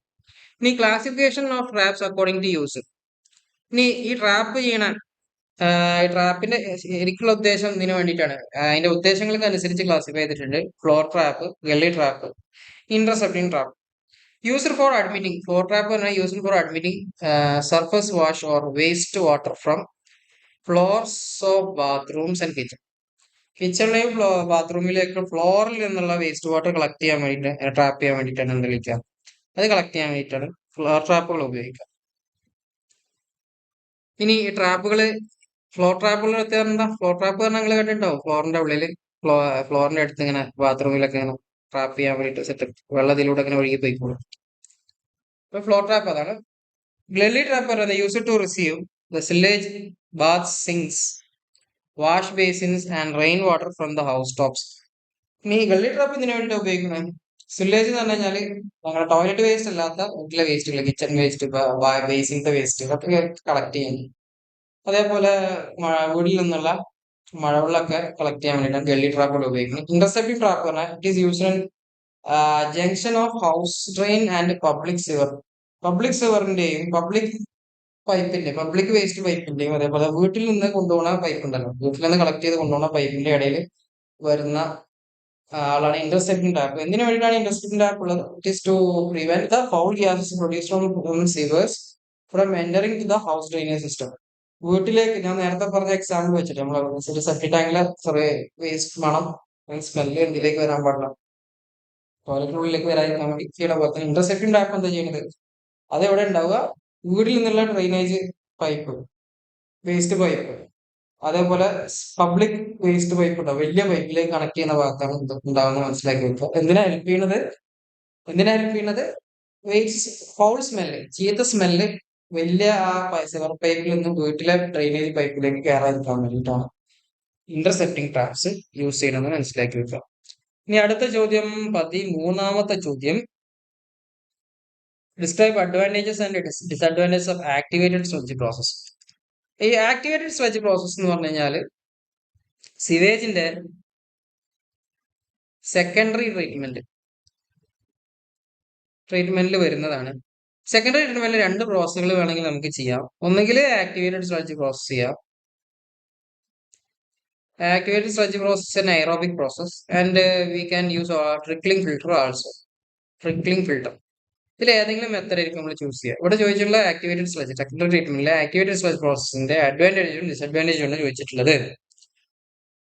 Okay, advantage എന്തൊക്കെയാണെന്ന് പറഞ്ഞിട്ടുള്ള, ആക്ടിവേറ്റഡ് സ്ലഡ്ജ് പ്രോസസ് എന്താന്നുള്ളത് ഡീറ്റെയിൽഡ് ആയിട്ട് പറയാൻ നിൽക്കുന്നില്ല, നിങ്ങൾ വായിച്ച് മനസ്സിലാക്കുക. അതിന്റെ അഡ്വാൻറ്റേജ് എന്ന് പറഞ്ഞാൽ, സംഭവം ഒരു ടാങ്ക് ആണ് ഉണ്ടാവുക. ആ ടാങ്കിൽ എന്തുണ്ടാവും, എയറേഷൻ ടാങ്ക് എന്നാ പറയാ. അവിടെ എയർ സപ്ലൈ ചെയ്യുന്നു. അവിടെ ഉണ്ടാവുന്ന സിവേജ്, അവിടെ വന്നിട്ടുള്ള സിവേജ് വേസ്റ്റിനെ സ്ലഡ്ജ് ആക്കി, അവിടെ ഉണ്ടാവുന്ന എയറോബിക് ബാക്ടീരിയ ഡീകമ്പോസ് ചെയ്യുന്നു. ഡീകമ്പോസ് ചെയ്തിട്ട് ചില ഭാഗങ്ങൾ എന്ത് ചെയ്യും, അവ ഭക്ഷണമാക്കി ചണ്ടിയാക്കി താഴേക്ക് ഡെപ്പോസിറ്റ് ചെയ്യിക്കുന്നു. അതിനെ ഞാൻ സ്ലഡ്ജ് എന്ന് വിളിക്കും. ഈ ബാക്കി വരുന്ന വെള്ളത്തെ എഫ്ലുവന്റ് എന്ന് വിളിക്കും. അതിനെ എഫ്ലുവന്റ് എന്ന് പുറത്തേക്ക് ഒഴിവാക്കുകയും ചെയ്യും. വലിയൊരു പ്രോസസ്സാണ്. അപ്പോൾ അതിന്റെ അഡ്വാൻറ്റേജ് എന്താണ്? Higher efficiency of removal of BOD and solids by 90%. ഭയങ്കര നല്ല എഫിഷ്യൻസി ഉണ്ട്. എന്താ എഫിഷ്യൻസി കാരണം? അതിന് ആ വെള്ളത്തിൽ നിന്ന് ബിഒഡി റിമൂവ് ചെയ്യപ്പെടുന്നതാണ്. എന്താ ബിഒഡി ചെറുതാക്കാണ്? റിമൂവൽ ഓഫ് ബിഒഡി ആണ് എന്താ? ബിഒഡി, ബയോളജിക്കൽ ഓക്സിജൻ ഡിമാൻഡ് കുറക്കും. അതിനർത്ഥം അവിടെ ഓക്സിജൻ ഡിമാൻഡ് കുറക്കും. ഓക്സിജൻ ഡിമാൻഡ് കുറവാണെന്ന് അർത്ഥം എന്താ? ബിഒഡി കുറവാണ് അർത്ഥം. കുറഞ്ഞു കഴിഞ്ഞാൽ അവിടെ ഓർഗാനിക് മാറ്റർ അല്ലെങ്കിൽ ഓർഗാനിക് വേസ്റ്റ് കുറവാണെന്ന് മനസ്സിലാക്കി വെക്കുക. ഓക്കെ, പൊല്യൂട്ടൻസ് കുറവായിരിക്കും. അപ്പൊ പൊല്യൂട്ടൻസിന് ഓർഗാനിക് മാറ്ററിനെ കംപ്ലീറ്റ് ആയിട്ട് ഇല്ലാതാക്കും, അല്ലെങ്കിൽ മാക്സിമം ഇല്ലാതാക്കും. 90% ഓഫ് സോളിഡ്സിനും എന്ത് ചെയ്യും, ഈ സിസ്റ്റം റിമൂവ് ചെയ്യാൻ സാധിക്കും. പിന്നെ അതേപോലെ ഇത് ഒരു എയറോബിക് പ്രോസസ് ആയതുകൊണ്ട് തന്നെ അവിടെ ഗ്യാസസ് ഫോർമേഷൻ ഒന്നും വല്ലാണ്ട് ഉണ്ടാവില്ല. H2S പോലുള്ള ഗ്യാസ് ഒന്നും ഉണ്ടാവില്ല. സ്മെല്ല് കുറവായിരിക്കും. അതേപോലെ തന്നെ അവിടെ ഫ്ലൈയിങ് ന്യൂസൻസ്, പ്രാണി ശല്യം ഒന്നും ഉണ്ടാവില്ല. Area required for the construction is small. പിന്നെ ചെറിയ ടാങ്ക് കൺസ്ട്രക്ട് ചെയ്യാനുള്ള ഏരിയ മാത്രം മതി. വലുതായിട്ടുള്ള കൺസ്ട്രക്ഷന്റെ സംഭവങ്ങളൊന്നും വേണ്ട. അതേപോലെ തന്നെ ഇനീഷ്യൽ കോസ്റ്റ് വളരെ കുറവാണ്. Loss of head in process small. അവിടെ ഉണ്ടാവുന്ന വെള്ളത്തിന്റെ ഹെഡ് ലോസും വളരെ കുറവാണ്. ഈ ഡിസഡ്വാൻറ്റേജ് എന്താണ്? It is operation initial cost കുറവാണെങ്കിലും അതിന്റെ ഓപ്പറേഷണൽ കോസ്റ്റ് ഹൈ ആണ്. കാരണം വെച്ച് കഴിഞ്ഞാൽ ഇവിടെ ഉണ്ടാവുന്ന സ്ലഡ്ജ് എന്ത് ചെയ്യും, ബാക്ക് വീണ്ടും റിട്ടേൺ സ്ലഡ്ജ് ഒക്കെ ചെയ്യുന്ന പമ്പിംഗ് സിസ്റ്റം ഒക്കെ ആവശ്യമുണ്ട്. നിങ്ങൾക്ക് ആ പ്രോസസ്സ് പഠിച്ചിട്ടുണ്ടാവും നിങ്ങൾ. അപ്പോൾ പഠിച്ചാൽ അത് മനസ്സിലാവും എന്തുകൊണ്ടാണ് അത് അങ്ങനെ സംഭവിക്കുന്നത് എന്നുള്ളത്. Skilled supervision is needed. അവിടെ സ്കിൽഡ് സൂപ്പർവിഷൻ, കാരണം ഈ പമ്പിങ്ങും കാര്യങ്ങളും ഓപ്പറേറ്റ് ചെയ്യാനൊക്കെ സ്കിൽഡ് സൂപ്പർവിഷൻ ആവശ്യമാണ്. The change in quality and quantity of effluent upset the process. അവിടെ ഉണ്ടാവുന്ന എഫ്ലുവന്റിന്റെ ക്വാളിറ്റി ക്വാണ്ടിറ്റി ഒക്കെ ഈ പ്രോസസ്സിന്റെ അതിനെ ബാധിക്കും. Large volume of sludge is produced. ഇവിടെ ഉണ്ടാവുന്ന ചണ്ടി അല്ലെങ്കിൽ സ്ലഡ്ജ് വളരെ എമൗണ്ട് കൂടുതലായിരിക്കും. ഇതൊക്കെയാണ് അതിന്റെ അഡ്വാൻറ്റേജും ഡിസഡ്വാൻറ്റേജും. ഇനി അവസാനത്തെ ചോദ്യം എന്താണെന്ന് നോക്കാം. Explain the different methods of sewage disposal. Sewage ഡിസ്പോസലിന്റെ ഡിഫറെന്റ് മെത്തഡ്സ് ഏതൊക്കെയാണെന്ന് ചോദിച്ചിട്ടുള്ളത്. ഏതൊക്കെയാണ്? There are mainly 4 methods of sewage disposal. Sewage എന്താണെന്ന് പറഞ്ഞാൽ നമുക്ക് അറിയാം, വേസ്റ്റ് വാട്ടർ ആണ്. വേസ്റ്റ് വാട്ടറിനെ എങ്ങനെയൊക്കെ ഡിസ്പോസ് ചെയ്യാം? നമുക്ക് എന്ത് ചെയ്യാം? ഡിസ്പോസൽ ഓൺ ലാൻഡ് ഉണ്ട്, കരമാർഗം കരയിൽ ഡിസ്പോസ് ചെയ്യാം. രണ്ടാമത് എന്താണ്? ഡിസ്പോസൽ ഇൻ വാട്ടർ, വെള്ളത്തിൽ ഡിസ്പോസ് ചെയ്യാം. 3 direct and indirect use of water, reuse of water. ആ വേസ്റ്റ് വാട്ടർ നമുക്ക് എന്ത് ചെയ്യാം? ഡയറക്റ്റ് ആയോ ഇൻഡയറക്റ്റ് ആയോ റീയൂസ് ചെയ്യാം, വീണ്ടും യൂസ് ചെയ്യാം. അവസാനത്തെ മെത്തഡാണ് ആർട്ടിഫിഷ്യൽ മെത്തഡ്സ്. ആദ്യത്തെ മെത്തഡ് എന്താ? ഡിസ്പോസൽ ഓൺ ലാൻഡ് എങ്ങനെ ചെയ്യാം? ലാൻഡിൽ എങ്ങനെ നേരിട്ടാണ് ഡിസ്പോസ് ചെയ്യാൻ പറ്റുമോ ഈ കച്ചറ വെള്ളത്തെ അല്ലെങ്കിൽ വേസ്റ്റ് വാട്ടറിനെ? പറ്റൂല. Before disposing to the land it is verified whether effluent is treated or and removed of the pollutants to such an extent to satisfy the standards of disposal. അപ്പോൾ ലാൻഡിലേക്ക് ഡിസ്പോസ് ചെയ്യുന്നതിന് മുന്നേ അത് കുറച്ചെങ്കിലും വൃത്തിയുള്ളതാണോ അല്ലെങ്കിൽ വലിയ ബുദ്ധിമുട്ടുണ്ടാക്കാത്തതാണോ എന്നുള്ളത് ഉറപ്പുവരുത്തണം. ഭയങ്കര പൊല്യൂട്ടഡ് ആയ സാധനം ലാൻഡിലേക്ക് ഡിസ്പോസ് ചെയ്യാൻ പറ്റില്ല. ഓക്കെ. പിന്നെ ഡിസ്പോസൽ ഇൻ വാട്ടർ, അങ്ങനെ വെള്ളത്തിൽ എന്ത് ചെയ്യാണ്? ഡിസ്പോസ് ചെയ്യുമ്പോൾ എന്ത് ചെയ്യും? അതെന്താ ടെക്നിക്ക്, എന്താ വർക്ക് ചെയ്യുന്നത്? അവിടെ എന്താ വർക്ക് ചെയ്യുക? ഡിസ്പോസ് ചെയ്യുമ്പോൾ എന്താ സംഭവിക്കുക? നമ്മളെ നാട്ടിലൊക്കെ ഉണ്ടല്ലോ സംഭവം. അതായത് വേസ്റ്റ് വാട്ടർ ഡയറക്റ്റ് നമ്മളെ പുഴയിലേക്കോ ഇതിലൊക്കെ ലേക്കിലൊക്കെ തുറന്നു വിടാറുണ്ട്. അപ്പോൾ അവിടെ നടക്കുന്ന ഡയലൂഷൻ ആണ്. ഡയലൂഷൻ എന്ന് പറഞ്ഞാൽ വെള്ളവുമായിട്ട് മിക്സ് ചെയ്തിട്ട് അലിഞ്ഞ് ചേരും. This method involves disposing sewage in natural water body taking the advantage of it self purification. നമ്മളെ പുഴക്കും ഓപ്പൺ ആയിട്ടുള്ള പുഴകൾക്കും ഒഴുകുന്ന പുഴകൾക്കൊക്കെയുള്ള വെള്ളത്തിനുള്ള പ്രത്യേകതയാണ് സെൽഫ് പ്യൂരിഫൈ ചെയ്യും. സെൽഫ് പ്യൂരിഫൈ ചെയ്യും. ഈ സെൽഫ് പ്യൂരിഫൈയിങ് കപ്പാസിറ്റി ഉപയോഗിച്ചിട്ട് എന്ത് ചെയ്യാം? നമുക്ക് അതിനെ മനസ്സിലാക്കി നമുക്ക് ഈ വേസ്റ്റ് വാട്ടറിനെ ഡയറക്റ്റ് പുഴയിലേക്ക് ഒഴുക്കി വിടാം. പക്ഷെ വീട്ടിലുള്ള അല്ലെങ്കിൽ നമ്മുടെ നാട്ടിൽ നിന്ന് വരുന്ന ഹ്യൂമൻ ബോഡി അല്ലെങ്കിൽ ഹ്യൂമൻ വേസ്റ്റ് എക്സ്ക്രീറ്റ് ആയൊക്കെ ഉള്ളിലേക്ക് കൊടുത്തു കഴിഞ്ഞാൽ ആ കപ്പാസിറ്റിയേക്കാൾ, അതിന്റെ സെൽഫ് പ്യൂരിഫൈങ് കപ്പാസിറ്റിയേക്കാൾ കൂടുതലുള്ള സാധനം അതിലേക്ക് ഒഴുക്കി വിട്ടാൽ എന്ത് ചെയ്യും? പുഴകള് പൊല്യൂട്ടായി പോകും. മൂന്നാമത്താണ് direct and indirect use of reuse of waste water. നമുക്ക് വേണമെങ്കിൽ എന്ത് ചെയ്യാം? ഈ വേസ്റ്റ് വാട്ടർ റീയൂസ് ചെയ്യാം. കുറച്ചൊക്കെ വൃത്തിയില്ല അല്ലെങ്കിൽ അത്രയും പൊല്യൂട്ടഡ് ഇല്ലാത്ത വെള്ളം തന്നെ നമുക്ക് എന്ത് ചെയ്യാം? ആർട്ടിഫിഷ്യൽ ലേക്സ് ഒക്കെ ഉണ്ടാക്കാം, ബോട്ടിക് സർവീസ് ഒക്കെ ഉപയോഗിക്കാം. അല്ലെങ്കിൽ നമുക്ക് വേണമെങ്കിൽ എന്ത് ചെയ്യാം? കൃഷി നനക്കാൻ വേണ്ടി യൂസ് ചെയ്യാം, കൃഷിക്ക് വേണ്ടി യൂസ് ചെയ്യാം. ഈ ലാൻഡിൽ ഡിസ്പോസ് ചെയ്യുമ്പോൾ നമുക്ക് എന്ത് ചെയ്യാം? കൃഷിക്ക് വേണ്ടി യൂസ് ചെയ്യാൻ പറ്റും, ഇറിഗേഷൻ പർപ്പസിന് വേണ്ടി. പക്ഷെ ഭക്ഷണമല്ലാത്ത കൃഷികൾക്കൊക്കെ വേണ്ടിയിട്ട് എന്ത് ചെയ്യാം? അത് യൂസ് ചെയ്യാൻ പറ്റും. ഇപ്പൊ റിക്രിയേഷണൽ ആക്ടിവിറ്റീസിനൊക്കെ വേണ്ടിയിട്ട് ബോട്ടിംഗ് സർവീസ് ഒക്കെ നടത്താൻ വേണ്ടി നമുക്ക് തടാകത്തിലേക്ക് വല്ലാണ്ട് വൃത്തികേടില്ലാത്ത വെള്ളത്തിൽ യൂസ് ചെയ്യാൻ പറ്റും. അതാണ് direct and indirect reuse of waste water. Artificial മെത്തഡാണ് ഓക്സിഡേഷൻ പോണ്ട്, സോഷൻ ditch, aerated lagoon and anaerobic lagoon also.